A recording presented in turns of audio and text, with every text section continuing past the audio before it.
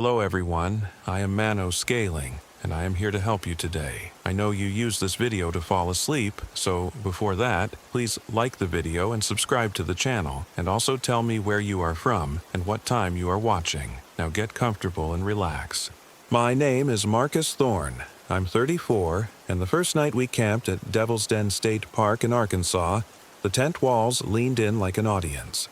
I should have known then that we were being watched, measured, evaluated. But I was too focused on pretending everything was normal between Sarah and me, too busy trying to salvage what remained of our 8-year marriage with this last-ditch camping trip in my brother's borrowed RV. The Ozark Mountains stretched around us like sleeping giants, their dense canopy of oak and hickory trees creating a cathedral of shadows even in broad daylight. Devil's Den had always been one of those places that felt older than it should, carved from sandstone bluffs and riddled with caves that local Cherokee legends warned about long before white settlers arrived. The park brochures mentioned the Civil War battle fought here, how soldiers' blood had soaked into the red dirt, but they didn't mention the older stories, the ones about things that lived in the caves before humans ever set foot in Arkansas. We'd pulled into campsite 47 just as the sun began its descent behind the ridgeline, painting the sky the color of dried blood.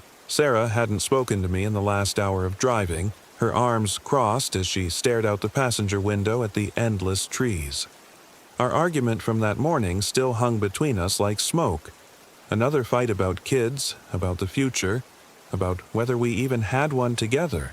"This is nice," she said flatly as I backed the 30-foot Winnebago into the site, her voice carrying all the enthusiasm of someone scheduling a root canal. "It'll be good for us," I replied, though the words felt hollow even to me. "Remember how we used to camp when we first met?" She didn't answer, just climbed out and began setting up the outdoor chairs with mechanical precision. I watched her through the side mirror. Still beautiful at 31, her auburn hair catching the last rays of sunlight, but something had gone out of her eyes over the past year. Something I couldn't seem to bring back no matter how hard I tried. The RV's generator hummed to life as I connected the electrical hookups, providing the familiar suburban comfort that Sarah insisted upon. Climate control, television, a real bathroom, all the amenities that separated us from the wilderness pressing in around our little island of civilization. I'd wanted to tent camp like the old days, but Sarah had been adamant about the RV or nothing. "At least we're here," I muttered, though I wasn't sure if I was trying to convince her or myself. As darkness settled over the campground like a weighted blanket, I noticed we were relatively isolated. The sites nearest to us stood empty, unusual for a weekend in October when the fall colors should have drawn crowds. Site 46 to our left showed signs of recent occupation, tire tracks in the dirt, a fire ring full of cold ashes, but no campers. Site 48 to our right sat completely vacant, its picnic table and fire ring looking abandoned in the pale glow of our RV's exterior lights. "Where is everyone?" Sarah asked, echoing my thoughts as she emerged from the RV with 2 bottles of beer. "Maybe we're just early in the season," I said, accepting the peace offering gratefully. Columbus Day weekend isn't exactly prime camping weather. But even as I said it, something felt wrong. The campground office had been unstaffed when we checked in, just a note on the door telling us to select any available site and pay via the honor system drop box. No camp host, no other campers visible anywhere in the loop. Even the maintenance buildings looked deserted. We sat in our folding chairs beside the fire ring, drinking beer and making stilted conversation about work, the weather, anything but the real issues that had driven us to this point. The silence between topics stretched longer each time, filled only by the generator's mechanical rumbling and the distant sound of something moving through the underbrush. "Did you hear that?" Sarah asked, tilting her head toward the tree line. I listened, but heard only the usual forest sounds. Wind through leaves, the distant hoot of an owl, branches creaking in the breeze. "Probably just a deer," I said, but she was right to be alert. There was something else out there. Something that made my skin prickle with instinctive unease. The kind of feeling you get when you realize you're being observed by unseen eyes.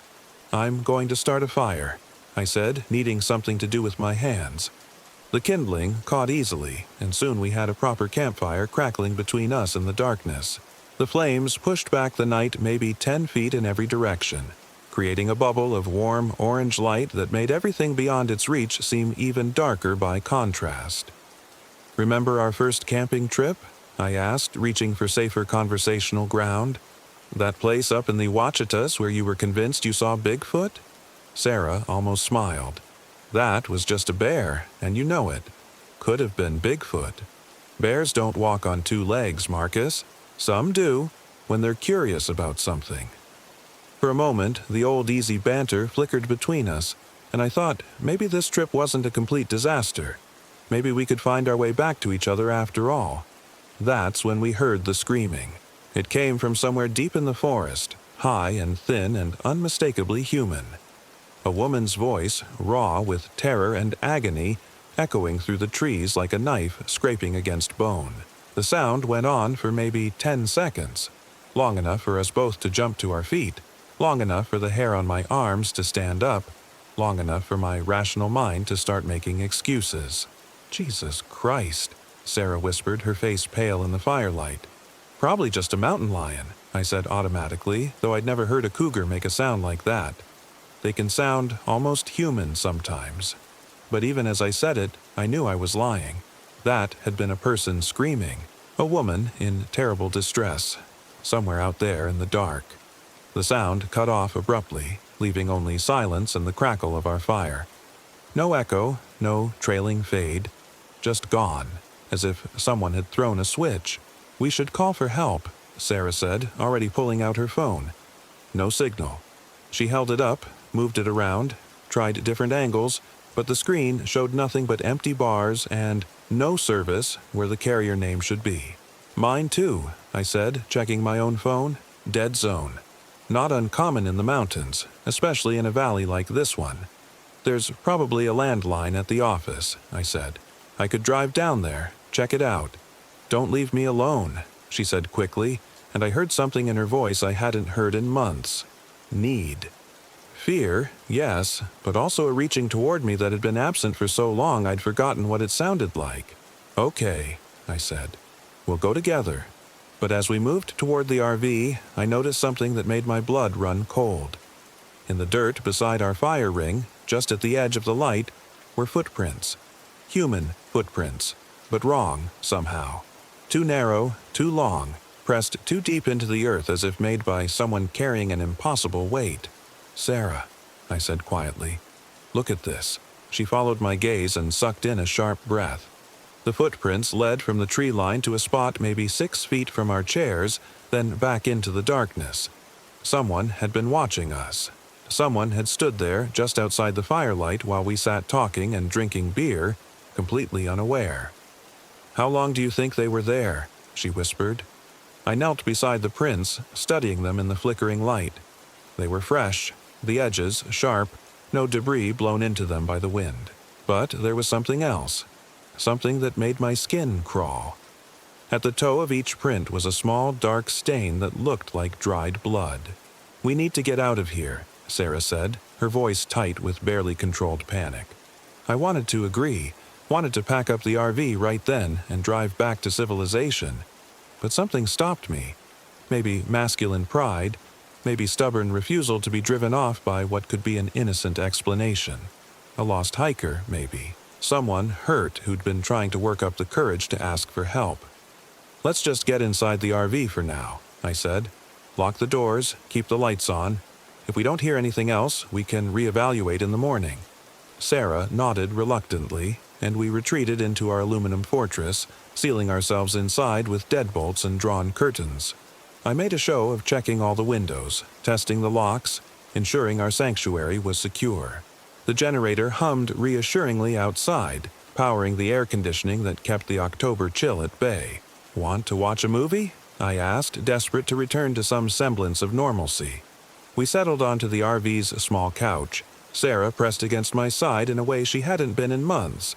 I scrolled through the limited selection on the built-in DVD player, looking for something light and distracting. But every title seemed wrong. Too violent, too scary, too reminiscent of our current situation. Finally, I settled on an old romantic comedy, something safe and predictable. But neither of us was really watching. Our attention kept drifting to the windows, to the sounds outside, to every small noise that might indicate someone moving around our campsite. "That scream," Sarah said during a particularly quiet moment in the film.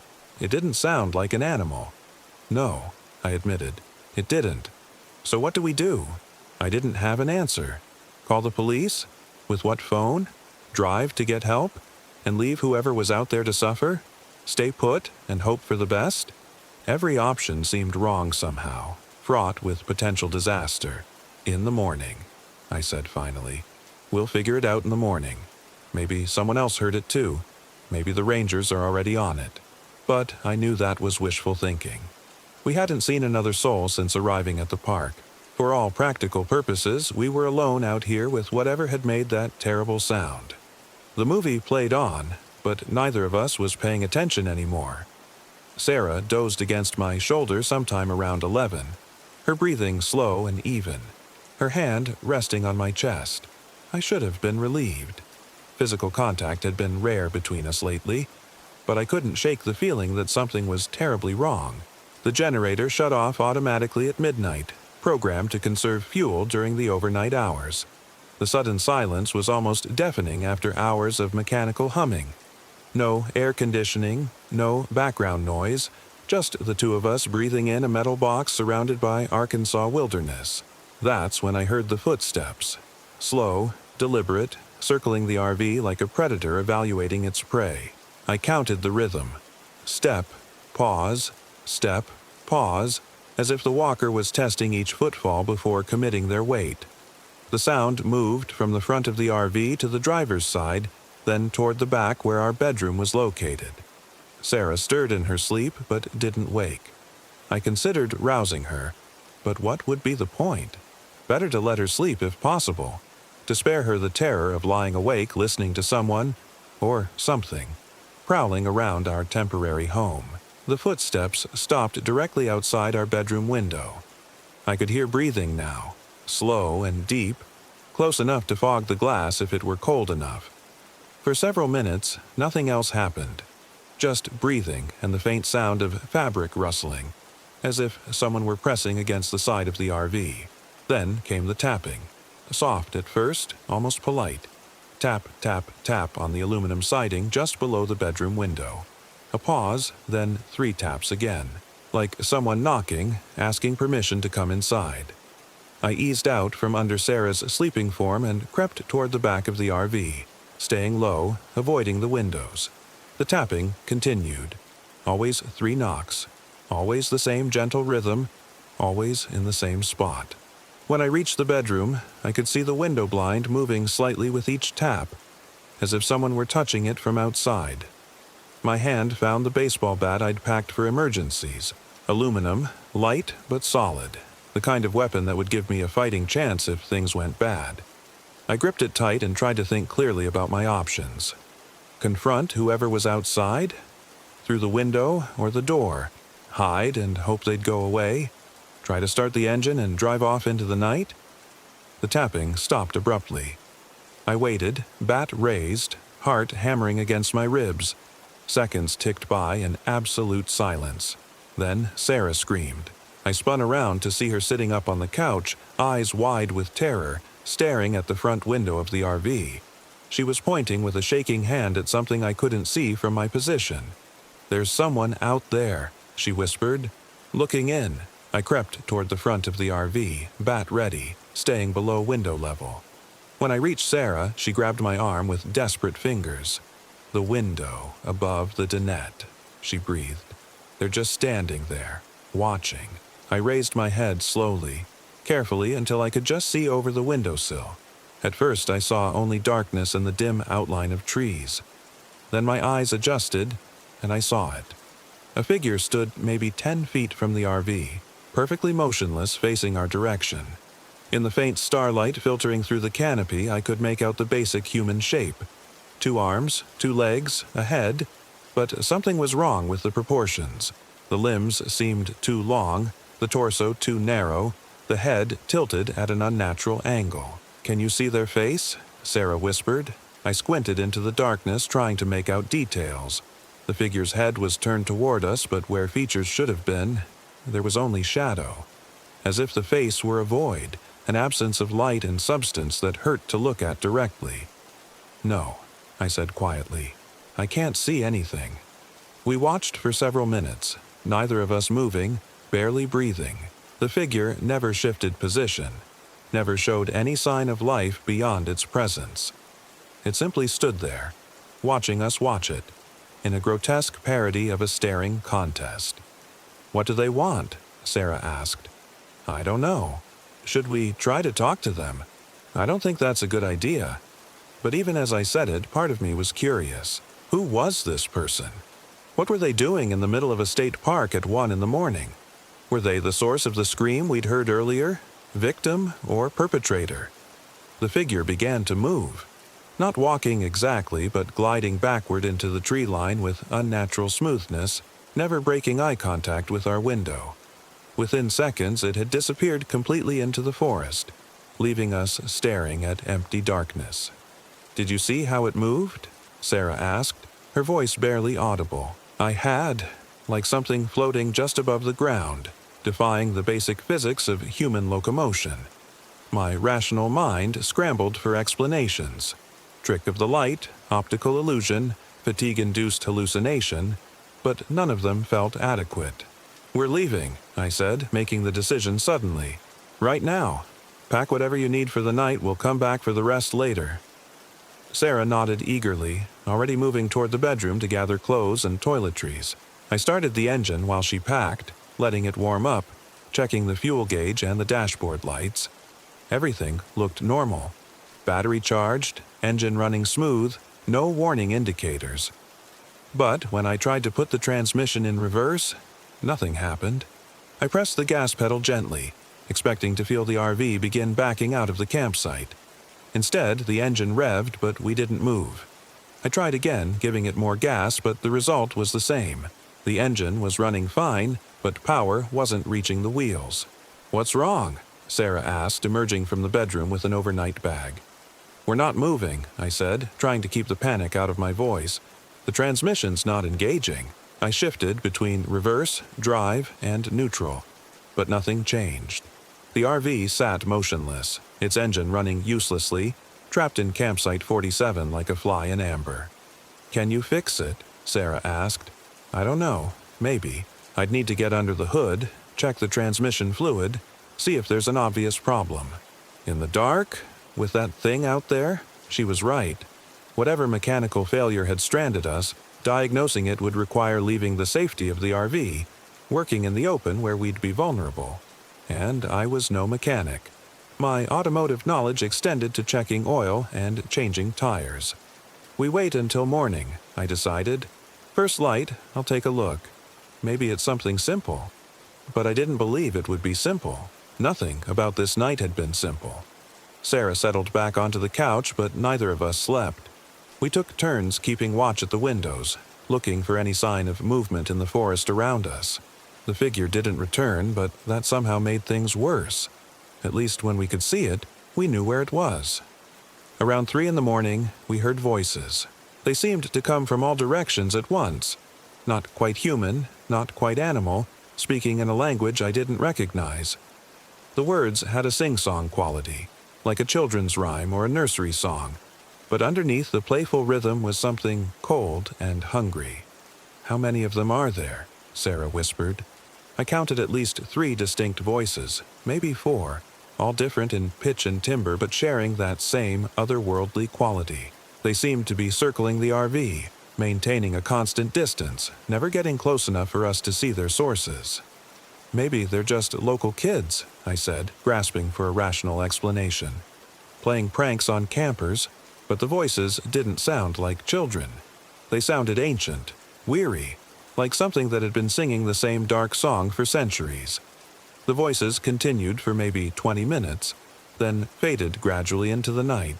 By 4 a.m., the forest had gone silent again, and we finally allowed ourselves to doze fitfully on the RV's small couch. I woke to gray dawn light filtering through the windows and the smell of something burning. Sarah was still asleep beside me, her face peaceful in the early morning quiet. I eased away from her carefully and went to look out the front window. Our campfire had been rekindled. The fire ring, which we'd left cold and dark when we'd retreated into the RV, now contained a small but vigorous blaze. Fresh wood had been added, branches and logs that definitely hadn't been there the night before. The flames danced cheerfully in the morning air, as if welcoming us to a new day. But that wasn't the worst part. Arranged in a perfect circle around the fire ring were objects that made my blood turn to ice water. Small bones, bleached white and old, each one placed with deliberate care at precise intervals. Animal bones, I told myself. Deer, rabbits, birds. Nothing more sinister than that, except one of them was clearly a human skull, child-sized, grinning at me with empty sockets, positioned to face directly toward the RV. The other bones were harder to identify from a distance, but their arrangement was unmistakably intentional. A ritual circle, with our campfire at its center. "Sarah," I said quietly, "you need to see this." She woke slowly, blinking in the early light, then followed my gaze out the window. Her intake of breath was sharp and sudden. "Oh, God," she whispered. "What is this place?" I didn't have an answer. Devil's Den State Park was supposed to be a normal recreational area, managed by the Arkansas Department of Parks and Tourism, visited by thousands of families every year. But the scene outside our window looked like something from a much older, darker story. "We need to call someone," Sarah said. "The police, the Park Service, someone." "With what phone?" I reminded her. "We're still in a dead zone. Then we walk, find the main road, flag down a car, whatever it takes." I wanted to agree, wanted to grab her hand and run as far away from this place as possible, but something held me back. Maybe it was stubborn, masculine pride. Maybe it was a reporter's curiosity. I'd worked for newspapers before switching to corporate communications, and the old instincts died hard. Or maybe it was something else entirely, some compulsion I didn't understand. "Let me try to fix the RV first," I said. "If I can get it running, we can drive out of here with all our gear intact." Sarah looked like she wanted to argue, but finally nodded. "Okay, but I'm staying right here where I can see you." I grabbed some basic tools from the RV's emergency kit and stepped outside for the first time since the previous evening. The morning air was crisp and clean, scented with pine and wood smoke from the mysterious fire. Birds were singing in the trees, and a light breeze stirred the leaves overhead. If not for the circle of bones, it would have seemed like a perfect autumn morning. The RV's engine compartment was accessible through a panel in the front. I popped it open and immediately saw the problem. The transmission lines had been severed. Not worn through, not damaged by wear and tear, but cut cleanly with something sharp. Hydraulic fluid had drained onto the ground beneath the RV, forming a dark stain that attracted a swarm of flies. Someone had deliberately disabled our vehicle, trapping us here. "What is it?" Sarah called from the window. "Sabotage," I called back. Someone cut the transmission lines. The silence that followed was heavy with implication. This wasn't random vandalism or mechanical failure. Someone had wanted us stranded here, helpless, unable to leave. But who? And why? I was about to close the engine compartment when I noticed something else. Scratched into the metal of the housing, barely visible unless you knew where to look, were symbols I didn't recognize. Not letters or numbers, but crude pictographs that looked like they'd been carved with a knife or sharp stone. A circle with radiating lines. A figure with arms outstretched. Something that might have been a tree, or might have been antlers. "Marcus," Sarah's voice was tight with fear. "You need to get back in here. Now." I looked up to see her pointing past me, toward the tree line. Following her gaze, I saw them. 3 figures stood at the edge of the forest, maybe 30 yards away, perfectly motionless in the dappled morning light. They were human-shaped but wrong in the same way as the figure from the night before. Too tall, too thin, proportions that hurt to look at directly. And they were watching me. I backed slowly toward the RV, never taking my eyes off the watchers.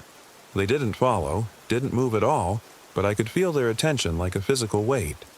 When I reached the door, I fumbled for the handle without looking away from them. "Are they the same ones from last night?" Sarah asked as I sealed us inside. "I don't know. Maybe. It's hard to tell." We watched through the windows as the figures maintained their vigil. Minutes passed. The sun climbed higher, burning off the morning mist, but the watchers never moved. They stood like scarecrows, like sentinels, like something carved from shadow and malice. "We're walking out," I decided. "Right now, whatever they are, whatever they want, we're not giving them another chance." I packed our essential gear into hiking backpacks: water, food, first aid kit, my pistol. Sarah gathered her medications and the few items of jewelry that meant something to her. We moved quietly, efficiently, like soldiers preparing for a dangerous mission. "Which way?" Sarah asked as we prepared to leave. I consulted the park map, trying to remember the route we'd taken to reach campsite 47. The main road was roughly 2 miles northeast, through forest that looked increasingly hostile with each passing hour. "Stay close to me," I said. "If anything happens, if we get separated, head for the road and don't look back." We stepped out of the RV together, packs on our backs, my pistol holstered but accessible. The 3 figures were still there, still watching, but they made no move to intercept us as we started walking toward the forest trail. The path was narrow and winding, barely wide enough for 2 people to walk side by side. Oak and hickory trees pressed close on either side, their branches forming a canopy so thick that it felt like walking through a tunnel. The bones around our campfire were hidden behind us now, but I could still feel their presence like a weight between my shoulder blades. "How far do you think we've come?" Sarah asked after what felt like an hour of hiking. I checked my watch. We'd been walking for exactly 23 minutes, which should have put us roughly a third of the way to the main road. But something felt wrong about the distance. The trail seemed to be going on forever, winding through identical-looking forest without any of the landmarks I remembered from our drive in. "Let me check the compass," I said, pulling out the small navigation device I'd brought for emergencies. The needle spun wildly, unable to find magnetic north. I tapped the case, held it steady, tried different angles, but it continued to rotate without settling on any direction. "Broken?" Sarah asked. "Maybe, or maybe there's some kind of magnetic interference. But I'd used this compass before, on other camping trips, and it had always worked perfectly. Something about this place was affecting it, making it impossible to determine which direction we were traveling. "Should we turn back?" Sarah asked. The question hung in the air between us. Turn back to what? The disabled RV surrounded by mysterious bone circles? The watching figures that had stood like statues all morning? At least moving forward gave us the illusion of progress, the hope of eventually reaching civilization. "We keep going," I decided. "The trail has to lead somewhere." But as we continued walking, doubt began to gnaw at me. The forest around us looked the same in every direction. The same mix of hardwood trees, the same understory of ferns and fallen logs, the same quality of light filtering through the leaves. We could have been walking in circles for hours and never known it. "Marcus," Sarah said quietly, "look at this." She'd stopped beside a large oak tree whose trunk was marked with deep gouges. At first, I thought they might be claw marks from a bear, but as I examined them more closely, I realized they were too regular, too purposeful. Someone had carved symbols into the bark, the same kind of primitive pictographs I'd seen on the RV's engine housing. "What do you think they mean?" Sarah asked. "I don't know. Maybe territorial markers? Gang symbols? Could be anything, but even as I said it, I knew these weren't gang symbols. They were older than that, more primitive, carrying a sense of ancient menace that made my skin crawl. We found more marked trees as we continued along the trail. Always the same symbols, always carved deep into living wood that had grown around the scars over years or decades. Someone had been marking this forest for a long time, creating a network of signs that pointed toward what? The trail began to descend into a narrow valley, following a creek that burbled pleasantly over moss-covered rocks. Under normal circumstances, it would have been a beautiful hike, the kind of peaceful woodland scene that drew people to places like Devil's Den. But something about the increasing isolation, the gathering shadows, the complete absence of other hikers made every step feel like a descent into hell. "I need to rest," Sarah said, settling onto a fallen log beside the creek. I checked my watch again. We'd been hiking for over an hour, but the forest showed no signs of thinning out, no indication that we were approaching the park boundary. If anything, the trees seemed to be growing thicker, the canopy darker, the trail more narrow and overgrown. "Are you sure we're going the right way?" Sarah asked, voicing the fear I'd been trying to suppress. "The trail only goes in two directions," I said. "We're either heading toward the road or back toward the campground. Either way, we'll end up somewhere." But I wasn't sure that was true anymore. The path we were following seemed different somehow from the one we'd taken that morning. More primitive, less maintained, as if it were slowly reverting to wild forest. Sarah pulled out her water bottle and took a long drink, then offered it to me. The water was warm and tasted faintly of plastic, but it helped ease the dryness in my throat. We sat in companionable silence for several minutes, listening to the creek and the distant sound of birds in the trees. That's when I noticed the smell, sweet and cloying, like flowers left too long in a vase. But underneath the floral scent was something else, something that made my stomach lurch with recognition, the unmistakable odor of decay. "Do you smell that?" I asked. Sarah nodded, her face pale. "What is it?" "I think there's something dead nearby. An animal, maybe. Could be what we've been smelling since we started hiking." But I knew it wasn't an animal. The scent was too complex, too layered, carrying notes that spoke of human decomposition. Somewhere close by, something that had once been alive was returning to the earth. "We should keep moving," I said, standing and shouldering my pack. The smell grew stronger as we continued down the trail until it became almost unbearable. Sarah pulled her shirt up over her nose and mouth, but I could see tears streaming from her eyes. My own gag reflex was working overtime, and I had to stop several times to compose myself. Then we found the source. The trail opened into a small clearing beside the creek, and there, arranged in another perfect circle, were the bodies. 7 of them, in various states of decay. Some were little more than skeletons, their bones picked clean by scavengers and bleached white by exposure. Others were more recent, still recognizable as human despite the damage done by time and nature. All of them had been positioned with the same deliberate care as the bone circle around our campfire, forming a ritual arrangement that spoke of purpose and planning. In the center of the circle was a gravestone.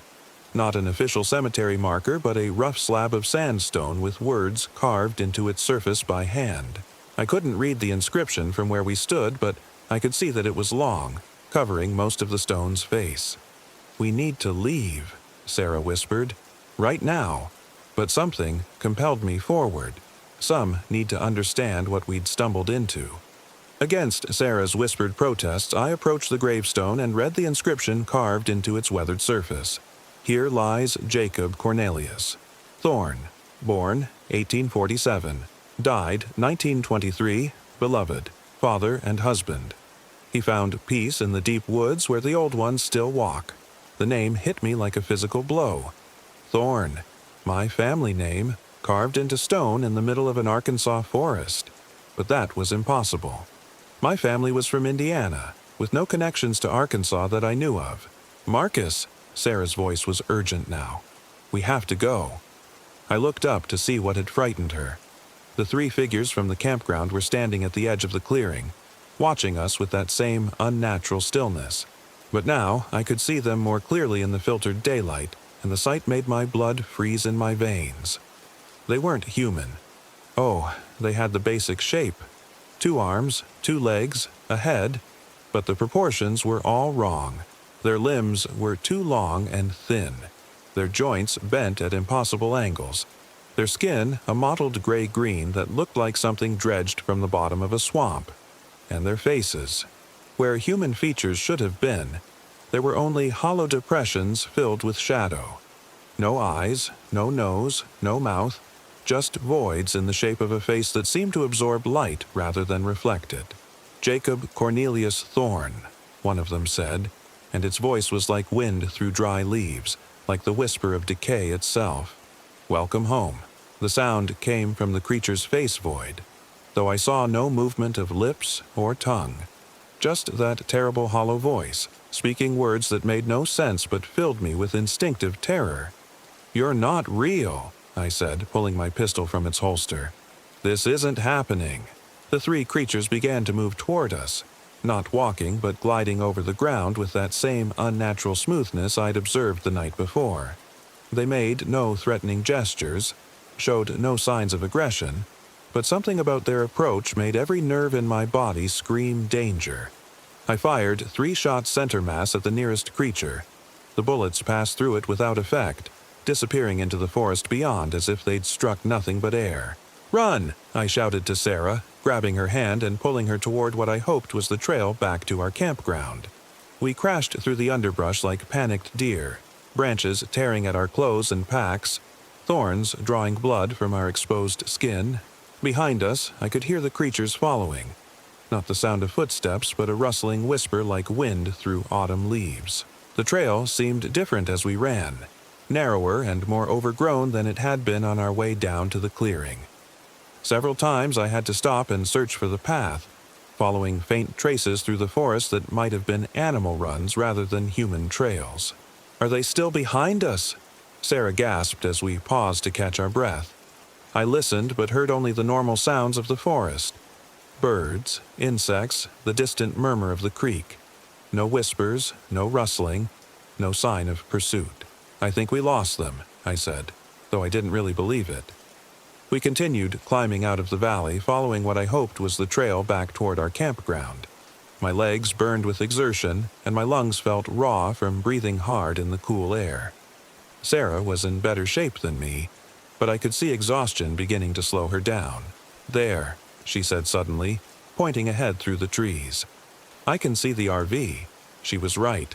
The familiar white bulk of the Winnebago was visible through the forest, sitting exactly where we'd left it in campsite 47. We picked up the pace, eager to reach the relative safety of our temporary home. But as we emerged from the tree line, I realized something was terribly wrong. The bone circle around our fire ring had changed. Where there had been maybe a dozen bones that morning, now there were dozens, hundreds. They covered the entire campsite in concentric rings, spiraling outward from the fire pit like the arms of some monstrous galaxy. And at the center, where our campfire should have been, was a grave. Freshly dug, the red Arkansas clay still dark with moisture. A simple rectangular hole in the earth, maybe 6 feet long and 3 feet wide. Just the right size for a human body. "That wasn't there this morning," Sarah whispered. I knew she was right, but the evidence of my eyes said otherwise. The grave looked old, settled, as if it had been there for years. The edges were clean and straight, cut with precision that spoke of careful planning and endless patience. "The headstone," Sarah said, pointing to the head of the grave. It was the same rough sandstone slab we'd found in the forest clearing, but somehow it was here now, transported across miles of wilderness and positioned at our campsite. The inscription was still visible, still bearing the name that made my skin crawl. "Here lies Jacob Cornelius Thorne." "This is impossible," I said, but the words felt hollow even as I spoke them. Nothing about the last 24 hours had been possible, yet here we were, living through it anyway. "We need to get our things and leave," Sarah said. "Right now. We'll walk to the main road, hitchhike if we have to, but we're not staying here another minute." I wanted to agree, but something held me back. A compulsion I couldn't explain. A need to understand what was happening to us. The creatures in the forest had called me by name, not my name, but the name on the gravestone. Jacob Cornelius Thorne. As if they'd been expecting me specifically, waiting for me to arrive. 5 minutes, I said. "Let me grab our important documents from the RV, then we go." Sarah nodded reluctantly, and we approached our temporary home through the maze of bones. Up close, I could see that many of them were fresh. Not bleached white like the others, but still pink with traces of meat and sinew. Animal bones, I told myself. Had to be. But some of them looked uncomfortably human. The RV's door was standing open. I was certain I'd locked it when we left that morning. Certain I'd checked the handle twice before walking away. But now it hung wide, revealing the dark interior like a mouth waiting to swallow us whole. "Did you unlock this?" I asked Sarah. She shook her head, her face pale with fear. "You locked it? I watched you." I drew my pistol again, though it had proved useless against the creatures in the forest. Steel and lead were tools for dealing with human problems, and whatever we were facing had moved beyond the human realm entirely. "Stay behind me," I said, stepping into the RV. The interior had been ransacked. Drawers hung open, their contents scattered across the floor. Cushions had been torn from the furniture, revealing the cheap foam underneath. Our clothes lay in shredded heaps, cut to ribbons by something with very sharp claws. But the destruction wasn't random. There was a pattern to it, a purpose that spoke of intelligence rather than animal rage. Our personal documents, driver's licenses, credit cards, insurance papers, had been arranged on the dinette table in a neat grid. Above them, scratched into the RV's ceiling with the same crude tools that had marked the trees, were more of those primitive symbols. "They were looking for something," Sarah said, surveying the wreckage. "Or someone," I replied, thinking of the gravestone outside. I gathered up our documents, stuffing them into my jacket pockets. Everything else was ruined beyond repair. Clothes, food, camping gear, all of it destroyed with methodical thoroughness. But in the bedroom, I found something that made my heart stop. A photograph on the bed, placed with obvious care among the debris. It was old, sepia-toned, the kind of formal portrait that was popular in the late 1800s. A man in a dark suit stared out from the faded image, his face stern and unsmiling in the Victorian style. But it was the resemblance that shocked me. The man in the photograph looked exactly like me. The same jawline, the same nose, the same deep-set eyes that Sarah always said made me look brooding. On the back of the photograph, in spidery handwriting faded with age, was an inscription: Jacob Cornelius Thorne, Devil's Den, Arkansas, 1895. "Marcus," Sarah's voice was tight with barely controlled panic. "You need to see this." I joined her at the front window, still clutching the mysterious photograph. Outside, the three creatures from the forest had returned. But now they weren't alone. A crowd of them stood among the bone circles, maybe 20 or 30 figures in various stages of decay and transformation. Some looked almost human, their features only slightly distorted. Others were barely recognizable as having once been people, their bodies twisted into impossible shapes by forces I couldn't begin to understand. And at their center was a fourth figure, taller than the rest, wearing the tattered remains of a dark suit that might have been fashionable a century ago. His face was more intact than the others, recognizably human despite the gray pallor of death. He looked exactly like the man in the photograph. He looked exactly like me, Jacob Cornelius Thorne, the figure said, and this time I could see his lips move as he spoke. "It's time to come home." The voice carried clearly through the RV's walls as if distance and physical barriers meant nothing to it. Other voices joined it, a chorus of the dead and transformed, all speaking in unison. "Come home, Jacob. Come home. Come home." "That's not my name," I said, but even as I spoke the words, I felt them losing their truth. Memories were stirring in the depths of my mind, images and sensations that belonged to someone else but felt increasingly familiar. A cabin in these same woods, built with my own hands from timber cut with my own axe.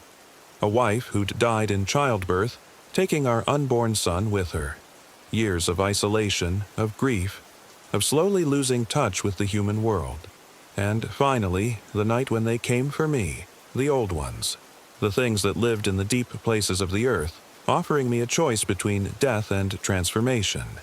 I'd chosen transformation. I'd chosen to become something else, something that could live forever in these woods, waiting for the day when my bloodline would return to complete the cycle. "No," I said, fighting against the flood of alien memories. "I'm Marcus Thorne. I live in Little Rock. I work for Davidson Industries. I'm married to Sarah." But the name felt wrong in my mouth now, like ill-fitting clothes on a growing child. Sarah was looking at me with growing horror, as if she could see the change beginning to take hold. "Marcus," she whispered, "your eyes."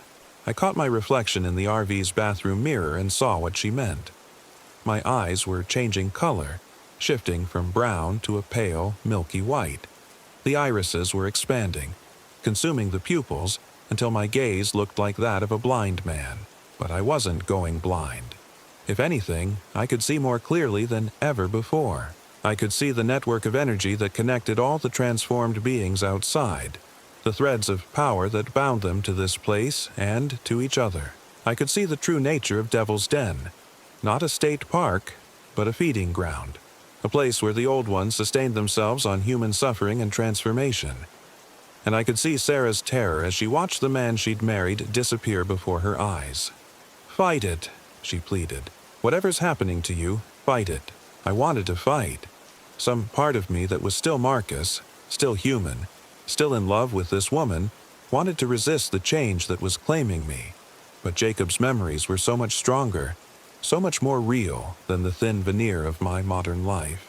I remembered building the cabin where we'd lived, where Elizabeth had died giving birth to our son. I remembered the years of loneliness that followed, the gradual descent into madness and despair. And I remembered the night when the old ones offered me their bargain, eternal life in exchange for service, immortality in exchange for my humanity. "I've been waiting so long," I said, but the voice that came from my throat was deeper now, older, carrying the weight of more than a century. "I've been waiting for you to come home." Sarah backed away from me, her face white with terror. "You're not Marcus. You're not my husband." "I am both," I said, and knew it was true. "I am Jacob, who lived and died in these woods, and I am Marcus, who carries his blood and his memories. The old ones have been patient, waiting for the bloodline to return to this place." The transformation was accelerating now. I could feel my bones lengthening, my joints loosening and reshaping themselves. My skin was taking on that same gray-green pallor I'd seen on the other transformed beings. But, unlike them, I was changing voluntarily, accepting the gift that had been offered to my ancestor more than a century ago. "The grave, outside," I said, understanding flooding through me like cold water. "It's not for me. It's for who I used to be. Marcus Thorne dies here, so that Jacob Cornelius Thorne can live forever." Sarah had grabbed a knife from the kitchen debris, holding it between us like a talisman against evil. But we both knew it wouldn't help her. Steel couldn't hurt me now, any more than bullets had hurt the creatures in the forest. "Please," she whispered, "remember who you are. Remember our life together. Remember that you love me." I did remember. Both versions of love, Marcus's desperate, failing marriage to a woman who'd grown distant and cold, and Jacob's all-consuming grief for Elizabeth, dead these many decades. The emotions overlapped and intertwined until I couldn't tell which were mine and which belonged to the man whose body I'd inherited. "I do love you," I said, and meant it. But love isn't always enough. The change was nearly complete now. My reflection in the mirror showed a creature that was no longer entirely human. Elongated limbs, hollow features, eyes like pools of milk. But unlike the other transformed beings outside, I retained my intelligence, my memories, my sense of self. I was the bridge between human and inhuman, the guardian who would protect this place and its secrets. "The old ones need servants," I explained, my voice now carrying that same whispered quality I'd heard from the creatures in the forest. "They need guardians to protect their feeding grounds, to bring them new sources of sustenance. Jacob volunteered for that service, and now it passes to me." Sarah made a break for the door, but I was faster than human now, moving with that same unnatural grace I'd observed in the others. I caught her before she could reach the exit, my transformed hands gentle but implacable on her arms. "You don't have to be afraid," I said. "I can offer you the same choice they offered Jacob. The same choice I accepted. We can be together forever, watching over these woods, serving the old ones who sleep beneath the earth." She looked into my transformed face and saw only horror. There was no recognition there, no love, no hope of redemption. To her, Marcus Thorne had died and been replaced by something wearing his shape. "Let me go," she whispered. "I can't do that," I said sadly. "You've seen too much. You know about this place, about what happens here. The old ones can't allow that knowledge to leave." Outside, the chorus of transformed voices continued their chant. "Come home, Jacob. Come home." Sarah struggled in my grip, but my strength was no longer human. I could have crushed her bones without effort, could have ended her life in an instant, but I didn't want to hurt her. She was the last connection to my previous existence, the final thread binding me to the man I'd once been. "Choose," I said. "Join me willingly and we'll have eternity together. Refuse, and you'll become sustenance for the old ones. Either way, you're not leaving this place." The knife in her hand trembled as she weighed her options.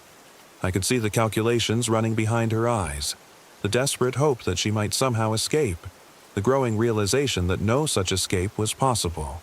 "There has to be another way," she said. "There isn't. This is how it's always been, how it will always be. The old ones hunger, and we feed them. In return, they grant us existence beyond death, purpose beyond the grave."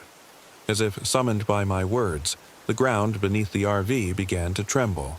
Something vast was stirring in the depths of the earth, responding to the ceremony taking place above. Through the windows, I could see the bone circles beginning to glow with a pale, phosphorescent light. "They're waking up," I said. "The old ones are ready to feed." The trembling intensified, shaking the RV on its axles. Outside, the transformed beings had begun to move in a slow, ritualistic dance around the grave that bore my ancestor's name. Their voices rose in harmony, singing in a language that predated human speech. Sarah looked at the knife in her hand, then at my transformed face, then at the impossible scene unfolding outside our windows. I could see her mind breaking under the weight of revelation, sanity cracking like ice under pressure. "I loved you," she whispered. "I know," I said, "and I loved you. Both versions of me loved you, in their own way." She raised the knife, and for a moment I thought she intended to strike at me. But instead, she turned the blade toward herself, pressing the point against her throat. "If those are the only choices," she said, "then I choose neither." "Sarah, no." But it was too late. The blade found its mark, opening her throat in a crimson smile. Blood poured down her chest, soaking her hiking clothes, pooling on the RV's cheap carpeting. She fell to her knees, then onto her side, her eyes already growing glassy with approaching death. I knelt beside her, cradling her head in my transformed hands. There was nothing I could do. The wound was too deep, the blood loss too severe. She'd chosen death over transformation, oblivion over eternity. "I'm sorry," I whispered, but she was already gone. The old ones sensed her death, rising further from their subterranean slumber. The ground split open around the campsite, revealing glimpses of vast, writhing forms in the depths. Tentacles thick as tree trunks emerged from the cracks, followed by eyes the size of dinner plates, all focused on the RV where Sarah's blood was seeping into the earth. Her sacrifice had awakened them completely. I carried her body outside, laying it gently in the grave that had been prepared. The bone circles pulsed with increasing brightness, and the transformed beings pressed closer, their hollow faces turned toward the feast that was about to begin. "Welcome her," I said to the things in the earth. "She was innocent. She deserves peace." But the old ones cared nothing for innocence or peace. They cared only for sustenance, for the life force that would keep them strong for another cycle. Sarah's death would feed them, but it wouldn't satisfy their hunger for long. They would need more, and I would help them get it. That was my purpose now, my function in the grand design. I was the lure, the familiar face that would draw other unsuspecting victims to this place. Campers, hikers, anyone foolish enough to venture into Devil's Den would find themselves face to face with Marcus Thorne, the helpful stranger who knew all the best trails, all the most scenic spots, all the places where the old ones could feed without interference. The transformation was complete now. I could feel my human memories fading like morning mist. replaced by Jacob's century of service to the things beneath the earth. I would remain here forever, ageless and unchanging, waiting for the next group of victims to stumble into our web. But as I watched Sarah's body disappear into the hungry earth, consumed by tentacles and appendages that defied description, I felt something I hadn't expected to feel. Regret. Not for my transformation, not for accepting the gift of immortality, but for Sarah's choice, for the waste of her life, for the love that had died with her in the blood-soaked RV.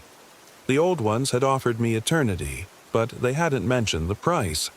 Not just my humanity, but my capacity for human connection, human love, human joy. I would exist forever in this place, but I would exist alone, surrounded by the transformed but never truly part of their communion. I was the guardian now, the sentinel, the bridge between worlds. And I would stand watch over Devil's Den State Park until the stars burned out and the earth grew cold, waiting for the next victims to arrive, the next offering to feed the things that slept beneath Arkansas soil. The bone circles went dark as the old ones returned to their slumber, sated for now but never truly satisfied. The other, transformed beings faded back into the forest, returning to their eternal vigil, and I remained beside the empty grave, holding the photograph of Jacob Cornelius Thorne, understanding finally that it had always been a photograph of me. Time meant nothing now. Days passed, or perhaps weeks. The seasons changed, autumn giving way to winter, winter to spring. Maintenance crews came to repair the campground facilities, but they never noticed me watching from the tree line. Park rangers patrolled the trails, but they walked past me as if I were invisible. And then, finally, new victims arrived. A young couple in a rental RV, laughing and holding hands as they backed into campsite 47, the same site where I'd been transformed, where Sarah had died, where the cycle would begin again. I watched them from the forest, studying their faces, learning their names from the registration forms they'd filled out at the unmanned office. David and Jennifer Morrison, recently married on their honeymoon. They had no idea what they'd driven into, no conception of the forces that controlled this place. But they would learn. As darkness fell over Devil's Den State Park, I emerged from the tree line and approached their campfire. David looked up as I stepped into the circle of light, offering the kind of friendly smile that came naturally to people who'd never experienced true horror. "Evening," he said. "Beautiful night, isn't it?" "Yes," I agreed, my voice carrying only the faintest trace of the whisper that marked the transformed. "My name is Marcus. Marcus Thorne. I'm camped just down the trail. Mind if I join you for a few minutes?" Jennifer scooted over on her camp chair, making room for me in their circle of warmth and light. "Of course. We haven't seen another soul since we got here. Are you here by yourself?" I thought of Sarah, of her blood soaking into the earth, of her choice to die rather than become what I had become. "Yes," I said, "I'm alone." And as the fire crackled between us and the old ones stirred in their sleep beneath our feet, I began to tell them about the wonders of Devil's Den State Park. The beautiful trails, the historic sites, the places where they could camp in perfect isolation, far from the crowds and noise of civilization, the places where no one would hear them scream. The cycle was beginning again, and I was its faithful servant, its patient guardian, its willing accomplice. This was my eternity now, to lure the innocent into the web of the old ones, to watch them face the same choice I'd been given, to see them transformed or devoured according to their decision. And somewhere in the depths of what had once been my human heart, Marcus Thorne wept for what he'd become, even as Jacob Cornelius Thorne smiled in the darkness and welcomed his new victims home. Story 2. I'm Sarah Chen. I'm 34, and I came to the Arapaho National Forest in Colorado to outrun a voice and found it waiting with directions. The divorce papers had been signed for 3 weeks when I loaded up the Winnebago Travato with enough supplies for a month, told my sister I needed space to think, and drove west until the mountains swallowed the horizon. The voice I was running from wasn't my ex-husband's, though his words still echoed in the hollows of my skull like water dripping in a cave. No, this voice was older, deeper, something that had been whispering to me since childhood, telling me I didn't belong anywhere, that I was meant for something else, something worse. The campground at Kelly Dahl was nearly empty in late October. The aspen leaves had turned gold and were beginning to fall, carpeting the forest floor in a rustling tapestry that caught the afternoon light like scattered coins. I parked the RV in Site 23, backing it up against a cluster of pine trees that would shield me from the wind. The elevation here was nearly 8,500 feet, and even though it was only 4 in the afternoon, I could feel the bite of approaching winter in the air. My nearest neighbor was easily 100 yards away, an older couple in a massive Class A motorhome who gave me a friendly wave before disappearing inside. Beyond them, the campground stretched empty, a ghost town of vacant fire rings and picnic tables waiting for spring. Perfect. I needed the solitude, needed the silence to drown out the voice that had been getting louder since the papers were signed, since I'd lost not just my marriage but the illusion that I belonged anywhere in the world. I spent the first hour setting up, extending the slide out, connecting to power, arranging my few belongings in the compact space. The routine felt good, purposeful. I'd bought the RV with money from my grandmother's estate, money David had argued should go toward the house down payment instead of another one of Sarah's escape fantasies. He'd been wrong about it being a fantasy. I was here, wasn't I?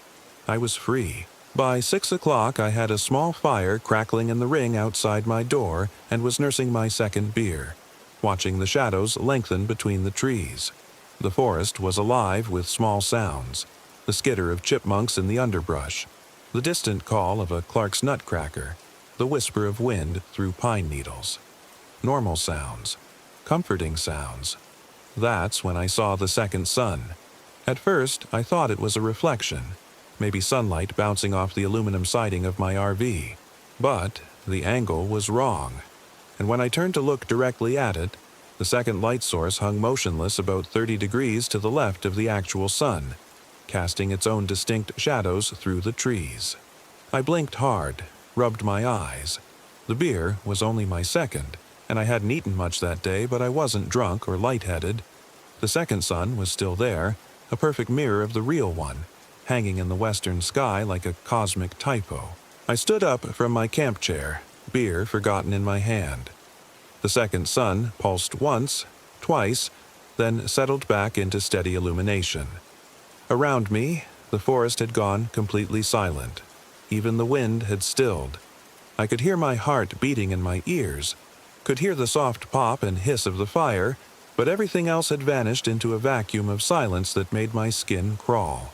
"Hello," I called out, my voice sounding thin and strange in the stillness. "Is anyone else seeing this?" No response from the couple in the Class A. Their RV sat dark and quiet. No lights visible in the windows, no sign of life. It was as if they'd simply vanished. I fumbled for my phone, hands shaking slightly as I tried to focus the camera on the sky. Through the screen, I could see both suns clearly, the real one and its impossible twin. I snapped several photos, then immediately opened the camera roll to check them. The photos showed only one sun, only the real one. I lowered the phone and looked up at the sky with my naked eyes. Both suns were still there, casting double shadows that fell at different angles, creating a confusing web of light and darkness that made my eyes water when I tried to follow them. A sound broke the silence. A long, low horn, like a freight train in the distance. But there were no train tracks anywhere near here.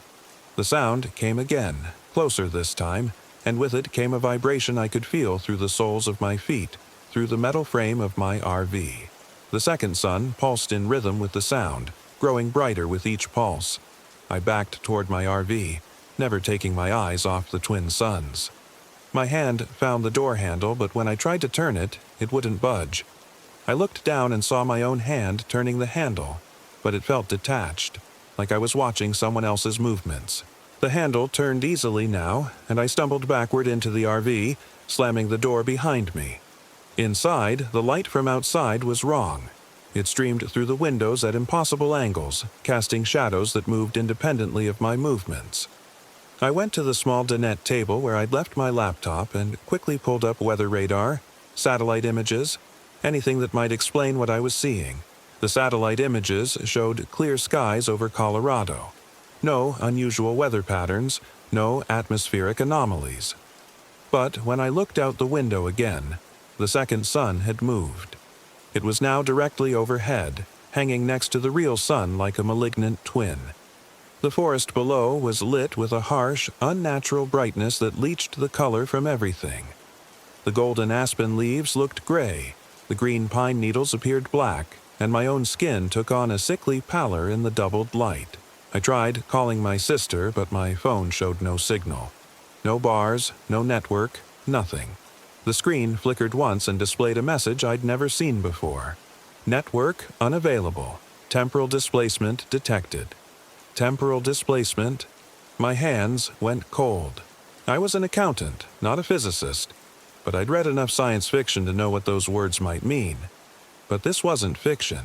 This was happening to me, in a campground in Colorado, with two suns burning overhead and a silence so complete it felt like being underwater. The horn sounded again, much closer now, and this time it was answered by another horn from the opposite direction. Then another, and another, until I was surrounded by a symphony of deep, mournful calls that seemed to come from the earth itself. With each call, the second sun pulsed brighter, and I could feel something vast and patient turning its attention toward me. I grabbed my car keys from the counter and headed for the door. I had to get out of here, had to drive back to Nederland or Boulder or anywhere that made sense. But when I opened the RV door, the campground had changed. The other RV was gone. Not packed up and driven away. Gone, as if it had never been there. The road that had brought me here was gone too, replaced by virgin forest that looked like it had never known the touch of human hands. Ancient pines stretched in every direction, their trunks so wide I could have hidden my entire RV behind one of them.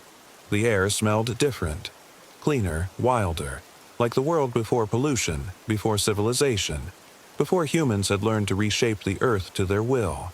Above me, both suns continued their impossible dance, casting shadows that fell upward sometimes, or sideways, or not at all.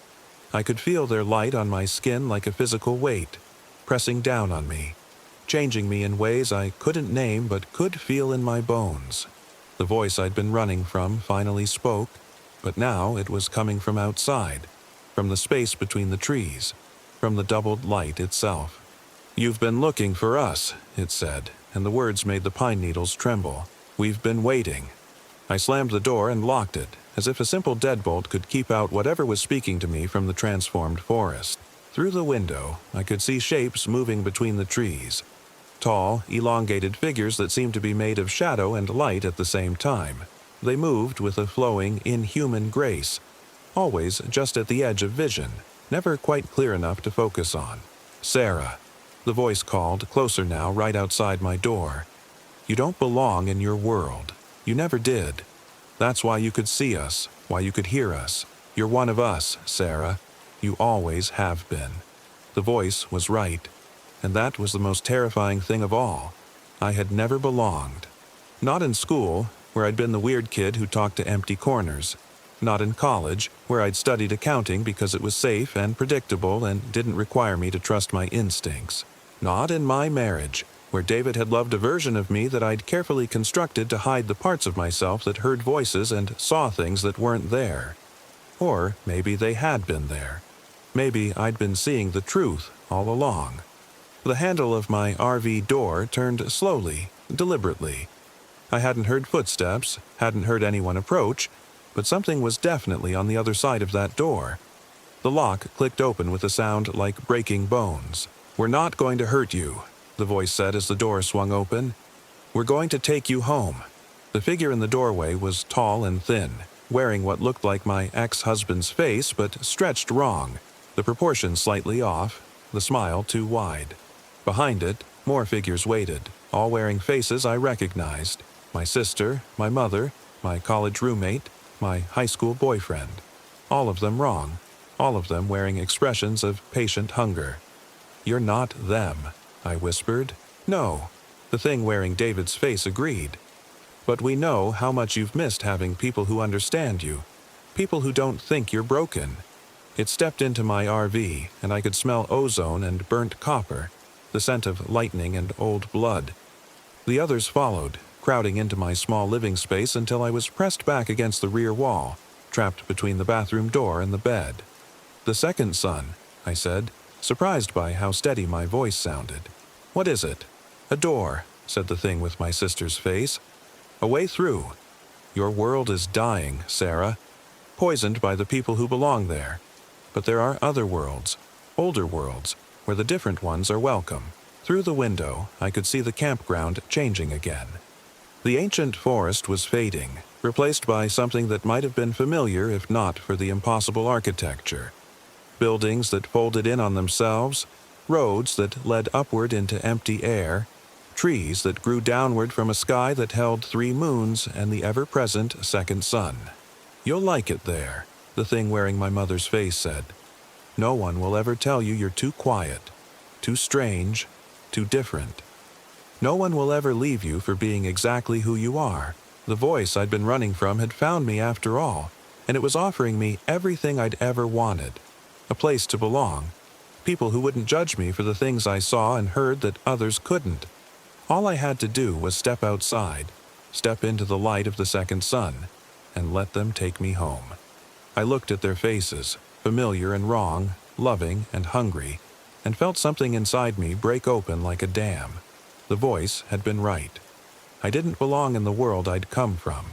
I'd been pretending for 34 years, wearing a mask so long I'd almost convinced myself it was my real face. But as I reached for the door handle, as I prepared to step out into the doubled sunlight and leave everything I'd ever known behind, I caught sight of my reflection in the window.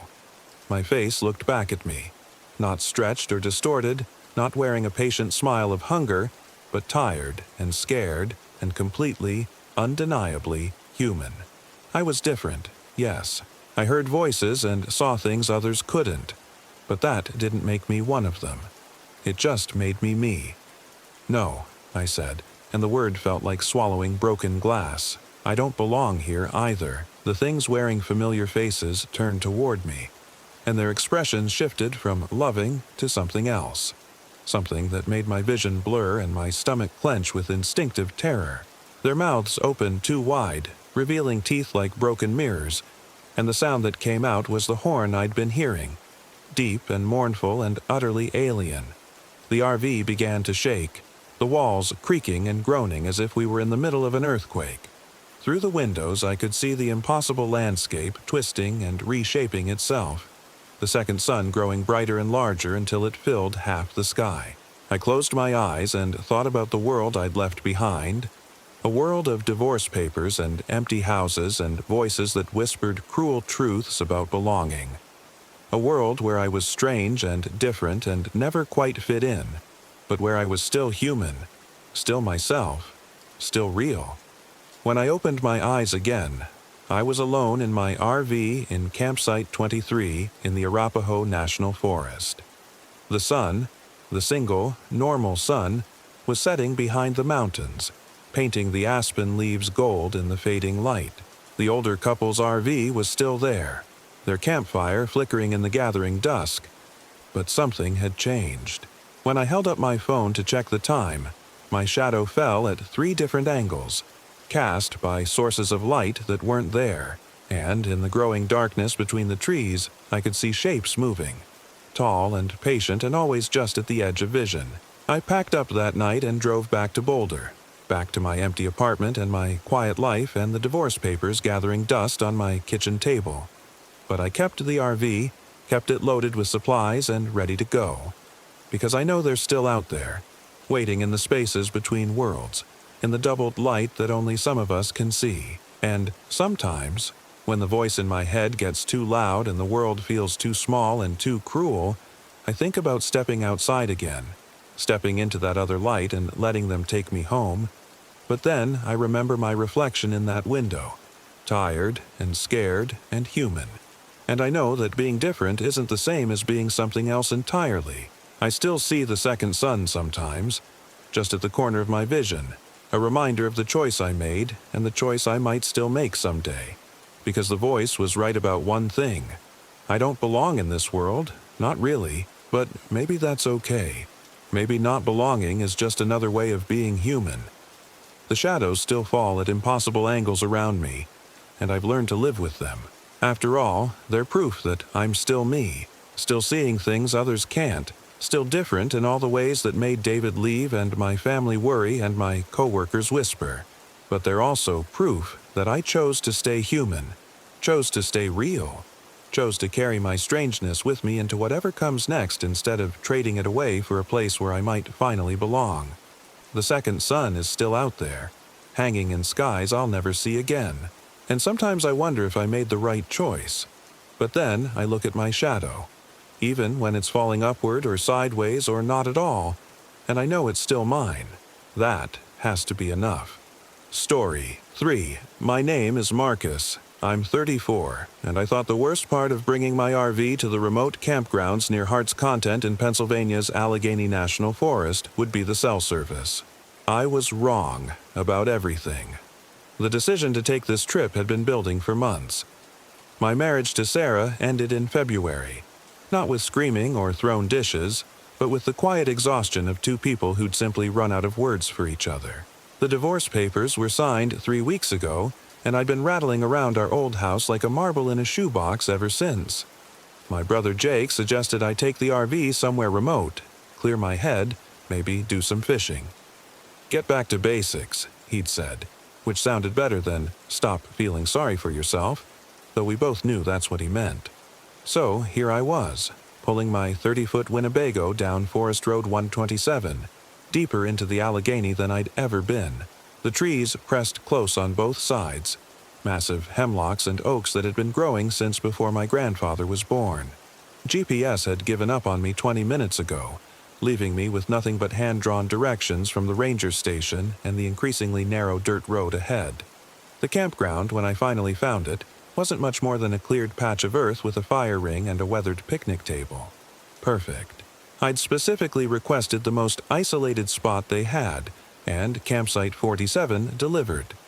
The nearest neighbors were supposedly a quarter-mile away, though I couldn't see any sign of them through the dense forest. I spent the afternoon getting set up, leveling the RV, connecting the propane, testing the generator. Basic tasks that kept my hands busy and my mind off the way the shadows seemed to move just outside my peripheral vision. By the time I had everything squared away, the sun was already sinking behind the canopy, turning the woods into a cathedral of green-gold light. That's when I found the journal. I was arranging my gear in the RV's dinette when something crinkled under the cushions. Probably just trash left by the previous camper, I thought.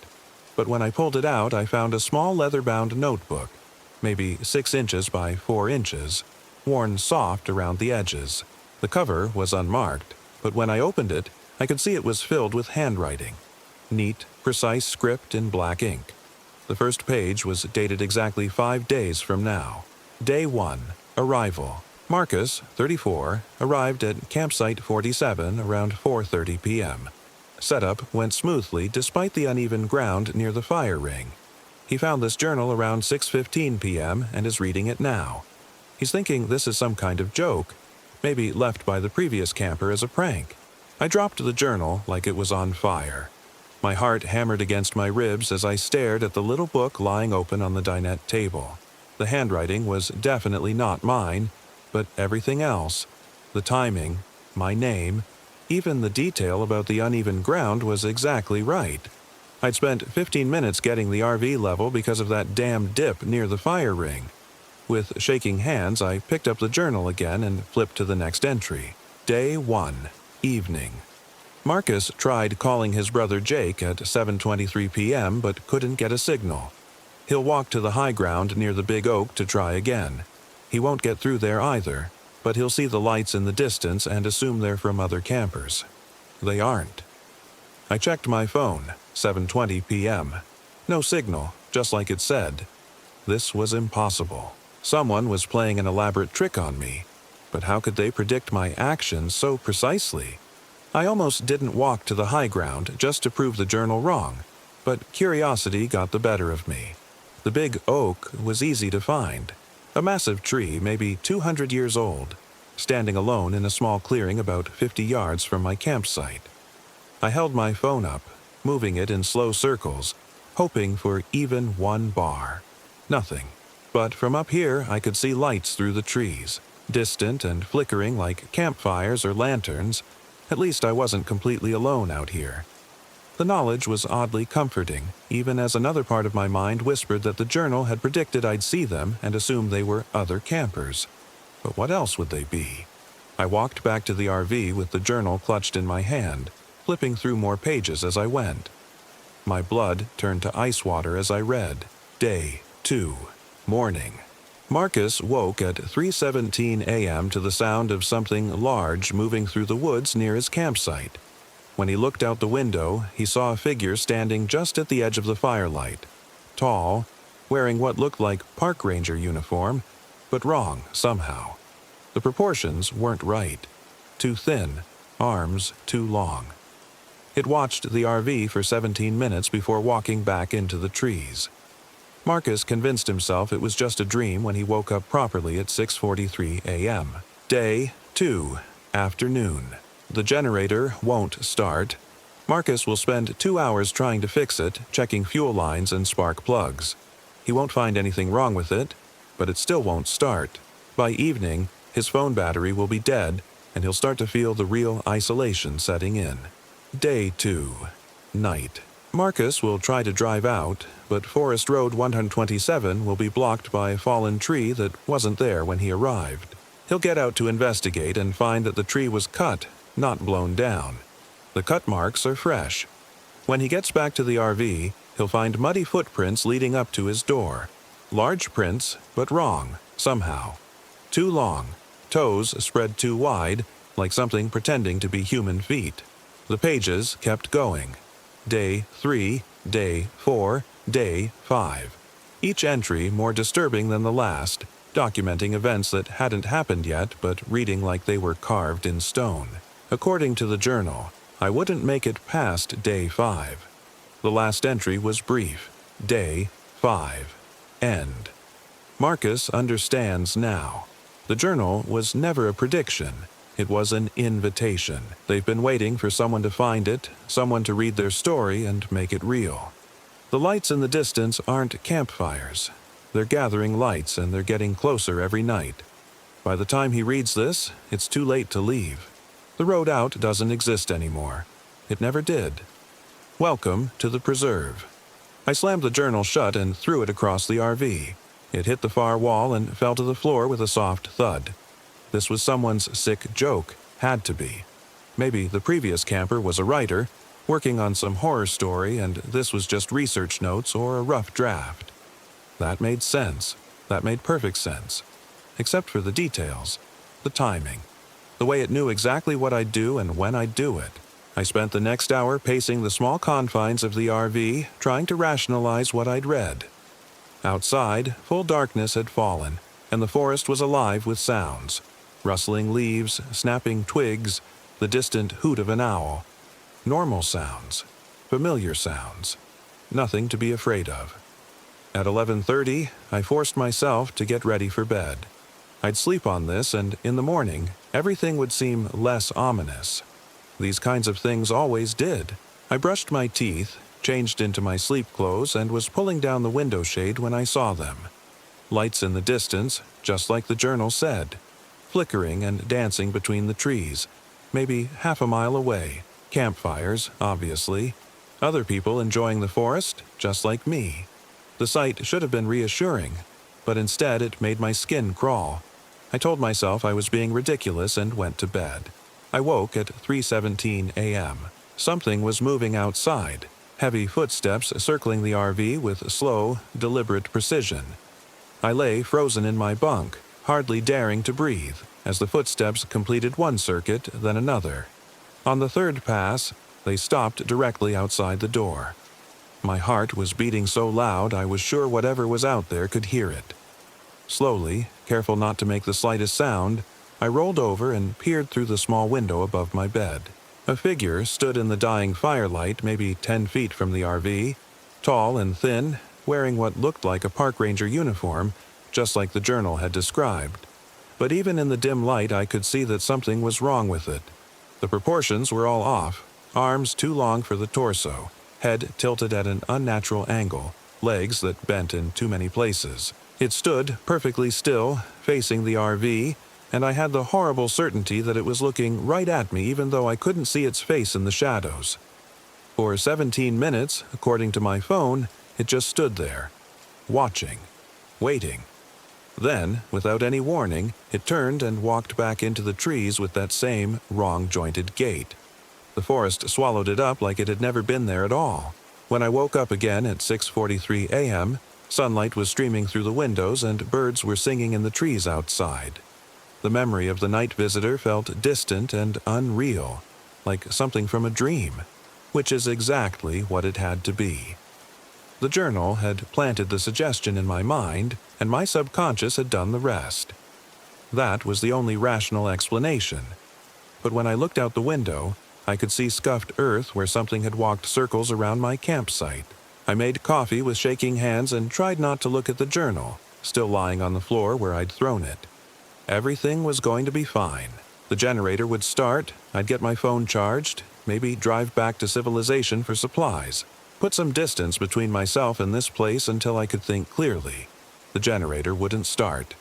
I spent the morning pulling it apart, checking every connection, testing the fuel lines, cleaning the spark plug. Everything looked perfect. The engine turned over fine, but it wouldn't catch. It was like something essential was missing, some vital spark that would bring it to life.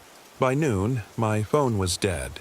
By evening, the isolation was complete. I should have tried to drive out then, but the journal's words kept echoing in my head. Forest Road 1-27 will be blocked by a fallen tree that wasn't there when he arrived. I told myself I wasn't going to be controlled by someone else's story, real or imagined. But as darkness fell, I found excuses to stay put. The headlights on the RV weren't great for night driving on unfamiliar dirt roads. I'd wait until morning when I could see clearly. The lights in the distance were back, closer than they'd been the night before. I counted at least a dozen of them, arranged in a rough circle that seemed to be slowly contracting. Still not close enough to make out details, but definitely closer. The sight filled me with a creeping dread I couldn't shake. I barricaded myself in the RV that night, pushing the dinette table against the door and wedging chairs under the door handle. It was ridiculous, paranoid behavior, but it made me feel slightly more secure. I sat up reading a paperback thriller by LED Lantern, trying to distract myself from the sounds outside. Rustling, scraping, the occasional snap of a breaking branch. Around 2 a.m., I heard voices. Faint at first, just barely audible over the normal forest sounds. But as I listened, they grew clearer. Multiple voices talking in low, urgent tones, though I couldn't make out the words. They seemed to be coming from all directions at once, surrounding the RV. I pressed my ear to the wall, straining to understand what they were saying. That's when I realized one of the voices was mine. Not similar to mine. Exactly mine. Same inflection, same cadence, same slight rasp I'd developed from too many years of cigarettes in college. But it was saying things I'd never said, having conversations I'd never had. I listened in growing horror as my own voice discussed plans and preparations, schedules and timing. Other voices answered in tones I almost recognized. Sarah, Jake, my parents, friends from work. But the words were all wrong, twisted into meanings that made my skin crawl. The conversation went on for hours, circling the RV like a grotesque parody of a block party. Every now and then, my voice would call out directions. Check the perimeter. Make sure the road's clear. He's listening now. And the other voices would laugh. Familiar laughter that sounded like broken glass. I must have dozed off somewhere around 4 a.m., because the next thing I knew, sunlight was pouring through the windows and the forest was quiet except for the normal sounds of morning. But when I pushed aside the furniture I'd used to barricade the door and stepped outside, I found muddy footprints leading up to the RV and circling all around it.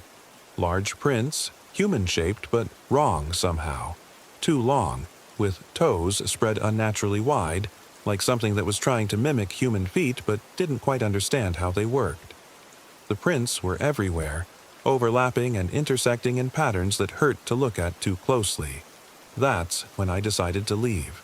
I threw my essential gear into the cab of the RV without bothering to secure the living area, started the engine, and headed for Forest Road 127. The journal had said the road would be blocked, but I refused to believe that someone could predict the future, especially something as random as a fallen tree. The tree was exactly where the journal said it would be. Massive oak, easily 4 feet in diameter, lying directly across the road about 2 miles from my campsite. But when I got out to examine it, my blood ran cold. This wasn't storm damage or natural decay. The tree had been cut. Clean, precise cuts with what must have been a chainsaw. The sawdust was still fresh, pale and fragrant against the dark earth. Someone had deliberately blocked my exit. I walked the length of the fallen tree, looking for some way around it. The forest was too dense on either side of the road to drive through, and the trunk was far too heavy to move by hand. I was trapped. When I got back to the RV, I found the journal sitting open on the driver's seat. I didn't remember bringing it with me, but there it was, turned to a page I hadn't read before. Day 3. Realization. Marcus found the tree, just like we knew he would. He's beginning to understand that this isn't a coincidence or a prank. The journal isn't predicting his actions, it's documenting them. We've been watching him for much longer than he knows. Every choice he thinks he's making freely, he made long ago when he decided to come here, when he requested the most isolated campsite, when he ignored the rangers' subtle attempts to steer him toward a more populated area. The preserve has been waiting for him specifically. Marcus Chen, 34, recently divorced, no close family ties, a software engineer who works remotely and could disappear for weeks before anyone noticed. We chose him carefully. The journal knew my last name. I'd never written it down anywhere, never said it out loud since arriving. But somehow, it knew. I flipped through the pages with growing panic, reading entry after entry that detailed not just my future actions, but my past ones. It knew about Sarah, about the reasons for our divorce. It knew about the promotion I'd turned down last year, about my father's drinking problem, about the miscarriage Sarah and I had never talked about to anyone. It knew things that no stranger could possibly know, things I'd never told another living soul. Day 3, evening. Marcus will try to hike out, following the old logging trail that branches off from Forest Road 127 about a mile before the fallen tree. He'll make it almost 2 miles before he realizes the trail is leading him in a circle. When he comes back to his starting point for the 3rd time, he'll see that his own footprints are already there, but they'll be accompanied by other tracks, our tracks. He'll run then, crashing through the underbrush, abandoning the trail altogether. But the forest belongs to us now, has always belonged to us. We'll let him run until he's exhausted, let him think he might escape, and then guide him back to where he needs to be. I didn't want to hike out. Every instinct I had was screaming at me to stay in the RV, lock the doors, wait for help. But as the day wore on, that option seemed increasingly hopeless. My food supplies were limited, I had no way to call for help, and the lights in the distance were getting closer every night. If I was going to escape, it had to be on foot. The old logging trail was easy to find, just like the journal said. It started as a wide, well-maintained path, clearly marked with blazes on the trees. I filled my backpack with water and energy bars, left a note in the RV explaining where I'd gone, and set off into the forest. For the first hour, everything went perfectly. The trail was clear, the weather was good, and I was making excellent time. I passed several trail markers indicating distance and direction, and according to my calculations, I should reach the main Forest Service road by evening. But after 2 hours of hiking, I started seeing familiar landmarks. A distinctive boulder shaped like a sleeping bear. A lightning-struck pine with a hollow in its trunk. A creek crossing with a fallen log for a bridge. I was sure I'd never been this way before, but the landmarks felt familiar anyway, like déjà vu made manifest. When I reached the creek for the 2nd time, I stopped and checked my compass. Still heading northeast, just like I had been for the past 2 hours. But somehow I was seeing the same terrain over and over. The third time I reached the creek, I saw my own boot prints in the mud beside the log bridge. Fresh prints, still filling with water. And beside them, other tracks. The same wrong-shaped footprints I'd found around the RV. I ran. Forget the trail, forget the compass, forget everything except getting away from this place. I crashed through the underbrush, branches tearing at my clothes and face, roots catching my feet. Behind me, I could hear pursuit. Not the heavy crashing of something large, but the subtle sounds of multiple somethings moving through the forest with unnatural grace. I ran until my lungs burned and my legs gave out. Then I stumbled on for another hour, driven by pure terror. When I finally collapsed against a tree to rest, I found myself looking at my own RV, sitting peacefully in its clearing not 50 feet away. I'd run in a perfect circle. The journal was waiting for me on the picnic table. Open to a new page. Day 3. Return. Marcus ran well, better than most, but the preserve is patient, and it has all the time in the world. He's beginning to understand now that physical escape isn't possible. The forest itself has become part of us, bending space and time to keep what belongs here. Tonight, we'll let him see us clearly for the first time, not the crude approximations we've been using. The fake ranger, the distant lights. Tonight, he'll see what we really are. The sun was setting as I read these words, painting the forest in shades of gold and red that should have been beautiful but instead felt ominous, like the world was bleeding. I looked around the campsite, noting details I'd somehow missed before. The fire ring wasn't just weathered. It was ancient, made from stones that had been fitted together with a precision that suggested much older hands than the Forest Service. The picnic table had symbols carved into its surface, crude but deliberate marks that formed patterns just complex enough to be meaningful without being readable. And the trees. The trees around the clearing all showed signs of deliberate manipulation, branches bent and twisted into unnatural shapes, bark scored with the same symbols that decorated the picnic table. This wasn't just a campsite. It was something else entirely. Something that had been prepared specifically for me. As darkness fell, the lights appeared again. But tonight, they were much closer. Close enough to see that they weren't campfires at all. They were lanterns. Old-fashioned hurricane lamps and electric torches, carried by figures that moved between the trees with purposeful intent. I counted at least 20 of them, arranged in a wide circle around my campsite, and as I watched, the circle began to contract. I could see the figures now, silhouetted against their own lights. They looked human from a distance, but something about their movements was wrong. Too fluid, too coordinated, like a school of fish or a flock of birds operating with a shared intelligence. They moved in perfect synchronization, stopping and starting as one, turning their heads in unison to look in my direction. One of them called out in my own voice, "Marcus, we've been waiting for you." Another voice, Sarah's voice, answered from the opposite side of the circle. "Don't be afraid. We just want to talk."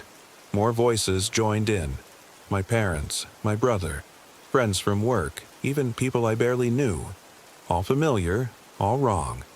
They called my name, invited me to join them, promised that everything would be all right if I just stepped out of the circle of firelight around my campsite. I stayed where I was, crouched beside the RV, and watched them close in. As they got nearer, I could see them more clearly, and what I saw made my sanity slide sideways. They looked like people I knew, but they were wrong in ways my mind struggled to process. Proportions that weren't quite human, movements that bent the wrong way, faces that were almost familiar but shifted when I wasn't looking directly at them. The thing that looked like Sarah was the worst. It had her height, her build, even her red hair. But when it turned toward me and the lamplight hit its face, I saw that its smile was too wide, stretching almost to its ears, filled with too many teeth. And its eyes. Its eyes were completely black, reflecting the lamplight like an animal's. "We've been taking care of your campsite, Marcus," it said in Sarah's voice, "making sure everything stays just the way you left it. We're very good at taking care of things." The thing that looked like my brother Jake laughed. His laugh exactly, down to the little snort he always made at the end. But when it laughed, I could see that its throat was wrong somehow. Too deep. like it went down much farther than it should. "Remember when we used to go camping as kids?" it asked. "You always said you wanted to stay in the woods forever. Well, now you can." They were less than 30 feet away now, close enough that I could smell them. A mixture of wet earth, rotting leaves, and something else, something organic and wrong that made my stomach turn, close enough to see that their clothes were all wrong too, like costumes someone had made based on second-hand descriptions rather than actual observation. That's when I ran for the RV.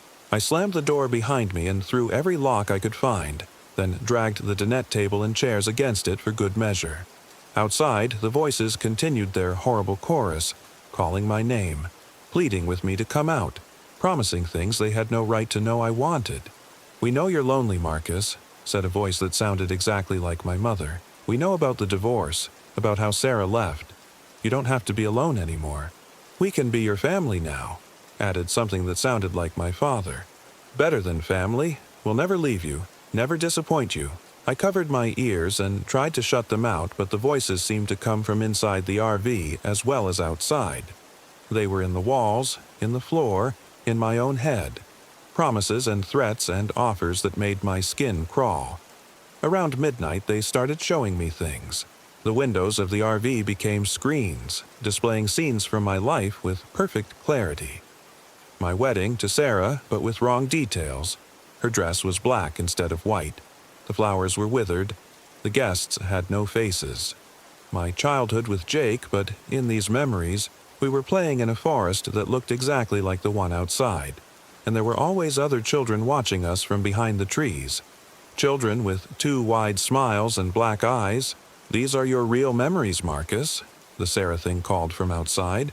"The ones you've been trying to forget. We've been with you your whole life, waiting for you to come home." The scenes shifted and changed, showing me a version of my life where the preserve had always been there, lurking in the background of every major event. The things that looked like people I knew had been there too, watching and waiting and slowly guiding my choices toward this moment. The promotion I'd turned down. The job would have required me to move across the country, away from the preserve. Sarah leaving me. She'd started to suspect something was wrong, started asking questions about my dreams and the voices I heard in quiet moments. Even my decision to come here. It wasn't my idea at all, but theirs, planted so carefully that I never suspected it wasn't my own choice. "You belong to us, Marcus," the mother thing whispered, and its voice was coming from right beside my ear even though I was alone in the RV. "You've always belonged to us. Fighting it will only make things harder." I must have fallen asleep at some point because the next thing I knew, it was morning and the forest was quiet again. The barricade I'd built against the door was intact, and when I peered through the windows I could see normal daylight filtering through normal trees. The circle of wrongness that had surrounded me all night was gone like it had never been there. But the journal was inside the RV with me, lying open on the bunk where I'd been sleeping. Day 4. Understanding. Marcus saw us clearly last night. He's beginning to accept what he's always known but refused to acknowledge, that he belongs here, with us. The barrier between his world and ours has been weakening his entire life, and now it's almost gone completely. Today, he'll try one more time to escape. He'll think he's found a way out, a path we've overlooked. He'll make it almost to the edge of the preserve before he realizes we're letting him go. That freedom is just another kind of cage. By tonight, he'll understand that resistance is pointless. The preserve has claimed him, and the preserve keeps what it claims. I was getting tired of being told what I would do. Whatever game this was, whatever sick psychology experiment or supernatural trap, I refused to play by their rules anymore. I was going to find a way out, and I was going to do it my own way. I spent the morning studying the forest around my campsite, looking for patterns, for weak spots, for anything that might give me an advantage. The trees formed a natural maze, I realized, with subtle channels and barriers that guided movement in specific directions. But mazes had solutions, and I'd always been good at puzzles.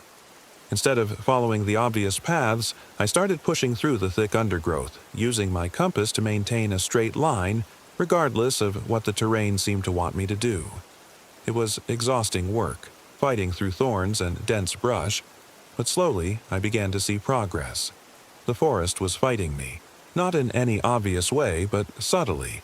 Branches that seemed to deliberately tangle in my clothes, roots that appeared out of nowhere to trip me, ground that turned soft and marshy just when I thought I'd found solid footing. But I kept pushing forward, ignoring the forest's attempts to redirect me. By afternoon, I could see something different ahead. A break in the canopy, a change in the quality of the light, the edge of the preserve, maybe, or at least the edge of whatever supernatural influence was keeping me trapped here. I pushed through the last wall of undergrowth and found myself standing on a ridge overlooking a vast valley. Far below, I could see roads and buildings, signs of civilization. I'd made it. Whatever this place was, whatever it had been trying to do to me, I'd found a way out. I started down the ridge, half running, half sliding through the loose shale. Freedom was so close I could taste it. In a few hours, I'd be back in the real world, where journals didn't predict the future and forests didn't rearrange themselves to trap unwary campers. That's when I saw the sign. It was new, obviously recently installed, with official Forest Service markings and reflective lettering. But the message stopped me cold. Allegheny National Forest, Hart's Content Recreation Area.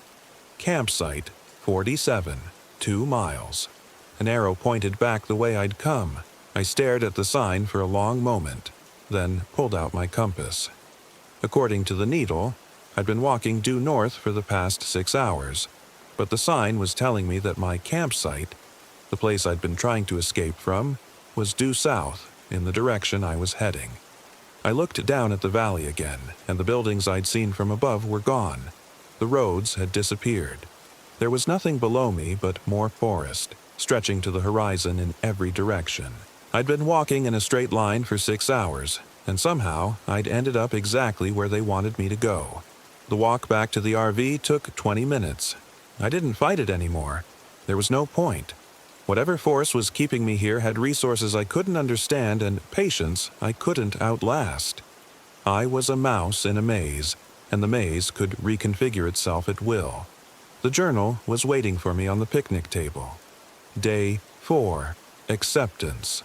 Marcus tried his best. We're proud of him for that. But now he understands that escape was never really an option. The preserve doesn't just occupy space, it occupies possibility. Every choice he makes, every path he takes, leads back to where he started. Tonight is the last night. Tomorrow the transformation will be complete, and Marcus will join us properly. He'll still be himself, in a way, but he'll also be more than himself. Part of something larger and older and hungrier. We've been so lonely, waiting for him to come home. That night, I didn't even try to barricade the door. When the lights appeared in the forest, closer than ever, almost at the edge of my campsite, I sat in the RV's doorway and watched them approach. They didn't bother with disguises anymore. What came out of the forest was something that had never been human, though it wore the shape of humanity like an uncomfortable suit. Tall and thin and wrong in ways that made my eyes water to look at directly. There were dozens of them, maybe hundreds, flowing between the trees like oil in water. The leader, if something like that could have a leader, stopped just outside the ring of firelight and studied me with eyes that held too much intelligence and not enough mercy. "Hello, Marcus," it said in a voice like wind through dead leaves. "We're so glad you're finally ready." "Ready for what?" I asked, surprised at how calm my own voice sounded. "To become what you were always meant to be," it replied. "To join the preserve, to help us tend it and keep it and feed it. And if I refuse?" It smiled, showing teeth like broken glass. "You can't refuse. The journal has already written tomorrow's entry. Your tomorrow, your forever." It gestured, and one of the other things brought forward a small leather-bound book. Not the journal I'd been finding. This one was different, older, bound in something that looked disturbingly like skin. "Your journal," the leader explained. "Every keeper of the preserve gets one. You'll document the next visitor, help them understand their role here. It's quite an honor." I took the book with numb fingers. The leather was warm to the touch, and it pulsed slightly like a heartbeat. When I opened it, I could see that pages were already filled with handwriting in my own careful script. Day 1. Arrival. Jennifer, 29, arrived at Campsite 47 around 3:15 p.m. Setup went smoothly despite the broken picnic table. She found this journal around 5:30 p.m. and is reading it now. She's thinking this is some kind of joke, maybe left by the previous camper as a prank. I slammed the book shut. I won't do this. I won't help you trap innocent people. The leader tilted its head, and for a moment, something almost like compassion flickered across its knot face. Oh, Marcus, you still don't understand. You're not helping us trap anyone. You already did that, years ago. Every choice you made, every path you took, every person you touched, it all led them here, to us. Jennifer will come here because you recommended this place to her, just like you were always going to do. My mind reeled. Jennifer. I knew that name. Jennifer Walsh, a co-worker who'd mentioned wanting to try RV camping. Had I recommended this place to her? I couldn't remember having the conversation, but the memory felt real, inevitable. Time isn't as linear as you think, the leader continued. Cause and effect flow both ways in the preserve. You're not becoming our agent. You always were our agent. The journal you found, the one that predicted your actions, you wrote that too, years from now, when you finally understand your purpose. The thing that looked like Sarah stepped forward from the crowd. Up close, I could see that it wasn't even trying to maintain the illusion anymore. Its skin was bark and moss. Its hair was Spanish moss trailing in the wind. Its eyes were holes looking into infinite darkness. We love you, Marcus, it said in Sarah's voice. We've always loved you. That's why we chose you, why we guided you here. Love isn't about letting someone go. It's about keeping them forever, making them part of something eternal. I wanted to argue, to fight, to deny what they were telling me, but deep down, I could feel the truth of it settling into my bones. The dreams I'd been having for years, dreams of dark forests and watching eyes, the way I'd always felt drawn to isolated places, to the spaces between civilization where old things waited, the gradual deterioration of my relationships as I became more distant, more secretive, more focused on something I couldn't name. I'd been preparing for this moment my entire life, shaping my choices and relationships to lead me here. And now that I was here, I could feel something inside me relaxing, like a held breath finally being released. The transformation doesn't hurt, the leader said softly. You'll still be you, Marcus, but you'll also be us, part of the preserve, part of its purpose. You'll help us care for the forest, help us guide new visitors to where they need to be. I looked down at the journal again, at my own handwriting describing Jennifer's arrival. The words seemed to pulse on the page, becoming more solid with each second that passed. Somewhere out there, she was probably making plans for her camping trip, maybe buying supplies, telling friends where she was going. All because of advice I hadn't given yet, but already had. What happens to the people who come here? I asked. The Sarah thing smiled, and for just a moment its face flickered back to something almost human. They become part of the story, part of the preserve. Some fight longer than others, but everyone finds their place eventually. The forest has been growing for centuries, Marcus. It needs tenders, guardians, voices to call out in the darkness. We're not monsters. We're caretakers. And if I refuse to write in the journal, if I warn people away instead of drawing them here? The leader's laugh was like wind through autumn leaves. You can't refuse, Marcus. Look at your hands. I held up my hands and gasped. My fingers were longer than they should be, the joints subtly wrong, the skin taking on a rough, bark-like texture. As I watched, my nails darkened and grew, becoming more like claws than human fingernails. It's already begun, the leader said. You've been breathing our air, drinking our water, sleeping on our ground. The preserve is in your blood now, in your bones. Fighting it will only make the change more painful. I tried to speak, but my voice came out as a whisper, rough and strange. The things surrounding me nodded in approval, their two wide smiles gleaming in the firelight. "Don't be afraid," the Seraphim said, reaching out to touch my face with fingers that felt like twigs. "You're going home, Marcus. You're becoming what you were always meant to be." The transformation accelerated as the night wore on. My limbs stretched and twisted. My spine curved in ways that should have been agony but felt natural, right. My vision sharpened until I could see clearly in the darkness, could pick out individual leaves on trees hundreds of yards away. My hearing expanded until I could hear the heartbeat of every small creature in the forest, the whispered conversations of my new family as they moved through the trees. But the worst change was in my mind. Memories that weren't mine flooded in. Decades of visitors to the preserve, their fear and confusion and eventual acceptance. I saw through dozens of different eyes, felt their experiences as if they were my own. The family from Ohio who'd gotten lost on the back roads and stumbled into the preserve by accident. The solo hiker who'd come here to heal from a bad breakup. The group of college friends on a reunion trip who thought they were so clever, so prepared. They were all still here in a way. Part of the preserve, part of the collective consciousness that tended it and fed it and kept it hidden from the world. I could feel them welcoming me, their voices adding to the chorus in my head. "Welcome home, Marcus," they whispered. "Welcome home." By dawn, the change was complete. I stood in front of the RV's mirror studying my new face, still recognizably me, but stretched and refined, made more than human. My eyes were deeper now, holding depths that reflected the ancient wisdom of the forest. My smile was wider, more welcoming, perfect for greeting visitors.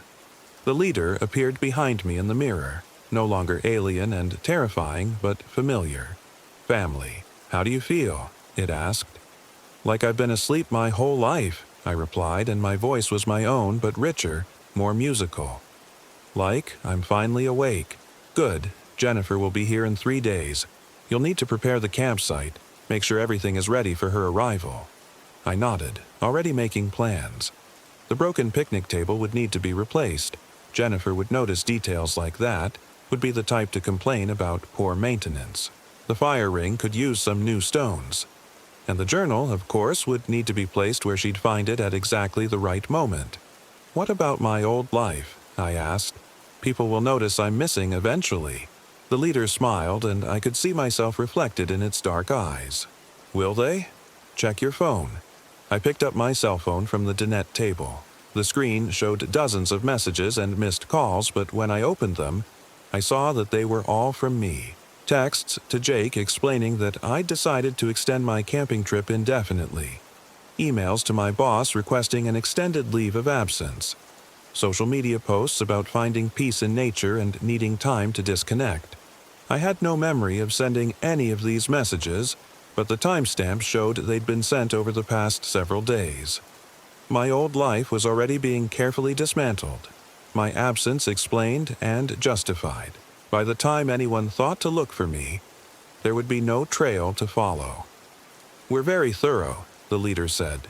"We've had centuries of practice." I walked outside into the morning sunlight, feeling the forest welcome me home.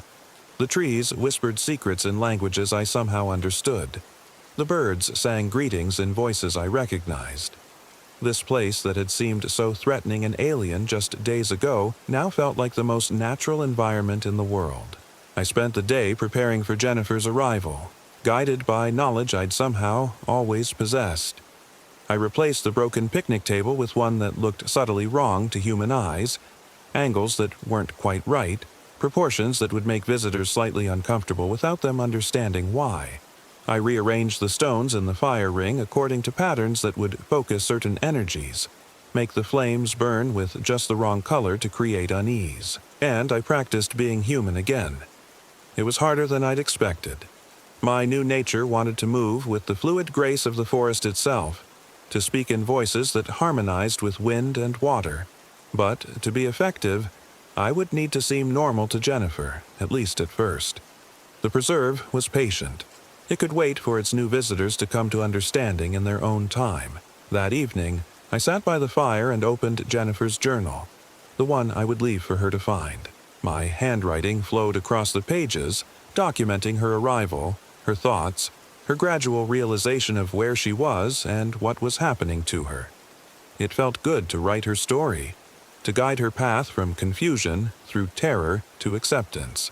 She would fight, of course, they always did, but eventually she would understand that resistance was futile, that the preserve offered something better than the hollow existence she'd been living in the outside world. She would become part of the family, part of the eternal cycle of tending and harvesting. And after Jennifer, there would be others. The preserve was always hungry for new voices, new perspectives. I would help draw them here, one by one, through carefully planted suggestions and recommendations. A word here, a casual mention there, a glowing review of the Hidden Gem campsite in Allegheny National Forest.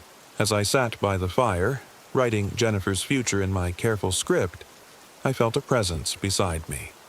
I looked up to see the Sarah thing settling onto the log bench, its form more solid and real than it had been when I was merely human. "Any regrets?" it asked in Sarah's voice. I considered the question carefully. My old life seemed distant now, like something I'd read about rather than lived. The divorce, the loneliness, the endless routine of work and sleep and meaningless distractions. It all felt hollow compared to the rich purpose I now served. "No," I said finally. "This is what I was meant for. I can see that now." The Sarah thing smiled, and for a moment its face was perfectly human, perfectly familiar. "I'm glad. The preserve chose well when it chose you." We sat together in comfortable silence, watching the flames dance in patterns that told stories of all the visitors who had come before and all who would come after. In the distance, I could hear the voices of my new family moving through the trees, tending to their various duties, preparing for the next phase of the endless cycle. 3 days later, Jennifer Walsh arrived at Campsite 47 in a brand new RV she'd bought specifically for this trip.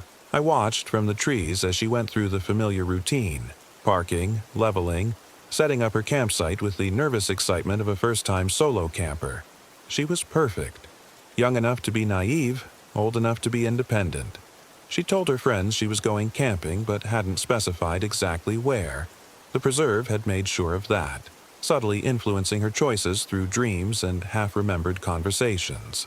She would be missed, but not immediately, and not in any way that could be traced back to this place.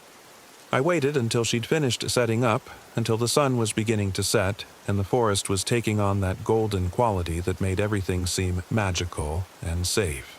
Then I walked into her campsite, wearing my most human expression, carrying a bottle of wine as a peace offering. "Hey there," I called out cheerfully. "I'm Marcus, your neighbor from up the trail. Thought I'd come introduce myself." She looked up from the camp chair where she'd been reading, and her face lit up with the kind of relief people feel when they realize they're not as alone as they'd thought. "Oh, hi, I'm Jennifer.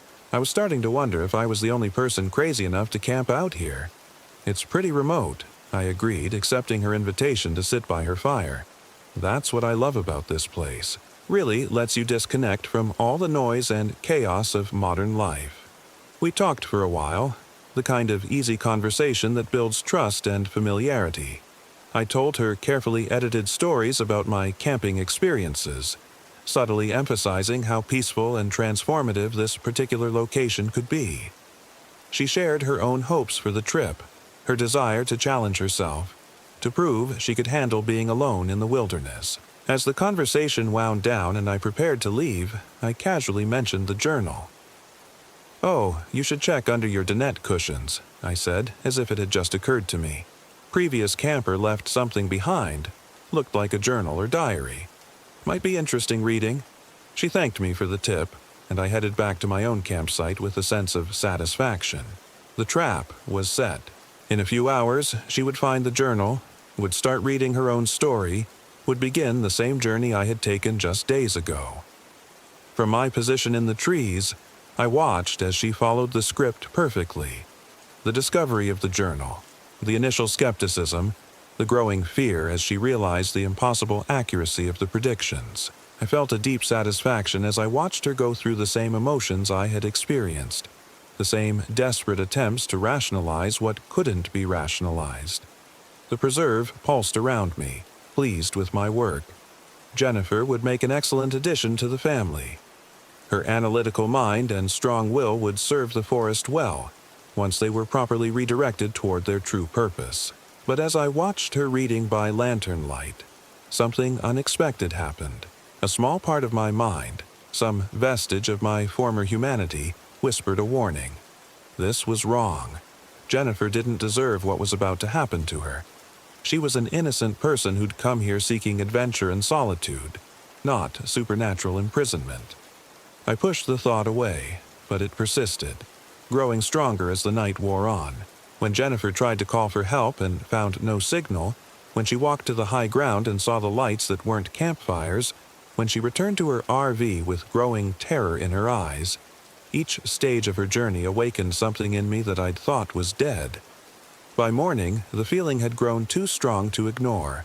As I watched Jennifer discover that her generator wouldn't start, as I saw the hope drain from her face, I made a decision that surprised even me. I was going to help her escape. It wouldn't be easy. The preserve would fight me every step of the way, and my new family wouldn't understand. But somewhere deep inside, the part of me that was still Marcus Chen, still human, still capable of compassion, had awakened one last time. I spent the day planning, using my new understanding of the preserve's nature to find its weaknesses. The forest was vast and powerful, but it wasn't omnipotent.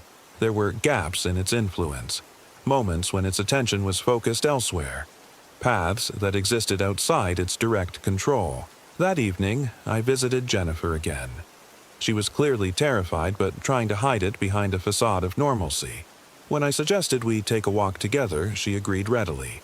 Anything was better than being alone with her growing fear. I led her to a specific spot in the forest, a place where the preserve's influence was weakest, where the barriers between this reality and the outside world wore thin. It was a risk. If the forest realized what I was doing, it would stop me. But I had to try.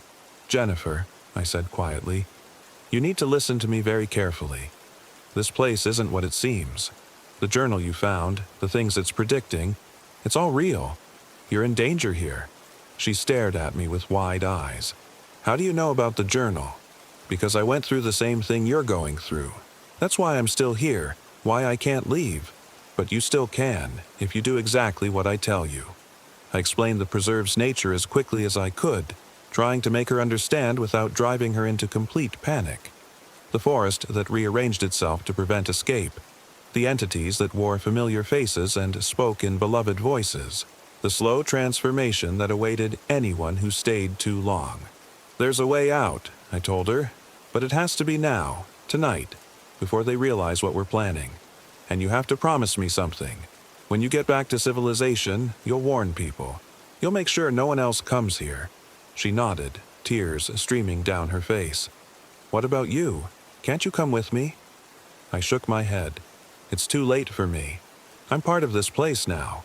But I can still choose to do one good thing, one human thing before I'm completely lost." I led her through the forest along paths I'd never seen before, but somehow knew intimately, my transformed nature allowing me to navigate the preserve's maze-like structure. Behind us, I could hear pursuit, the voices of my family calling my name, pleading with me to reconsider, warning me of the consequences of betrayal. We reached the edge of the preserve just as the sun was rising. Beyond the tree line, I could see a highway, real and solid and normal. Freedom was just 100 yards away. "Run," I told Jennifer. "Don't look back, don't stop for anything. Get to that highway and keep going until you reach town. Tell them what happened here. Make them believe you." She hesitated for a moment, then threw her arms around me in a desperate hug. "Thank you," she whispered. "I'm sorry I can't save you too." "You already have," I replied. "Go. Now." She ran toward the highway, and I watched until she reached the road and flagged down a passing truck. Only when I was sure she was safe did I turn back toward the forest. My family was waiting for me at the tree line. Their faces were filled with disappointment and anger, but also something that might have been sadness. "You've ruined everything," the leader said. "She'll bring others. Investigators, scientists, people who will try to expose us." "Good," I said. Maybe it's time this place was exposed. The Sarah thing stepped forward, and for a moment, her face showed the real Sarah's features instead of the forest's approximation. Why, Marcus? Why would you throw away eternity for the sake of one stranger? Because someone has to, I replied. Because choosing to help her was the first real choice I've made since I got here. Maybe the first real choice I've made in years? They surrounded me then, and I felt the preserve's displeasure like a physical weight. But I also felt something else. A lightness, a freedom I hadn't experienced since my transformation began. I'd saved Jennifer.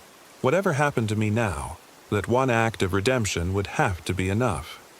The punishment was swift and terrible. I felt my new nature being stripped away layer by layer, leaving behind something that was neither fully human nor fully other.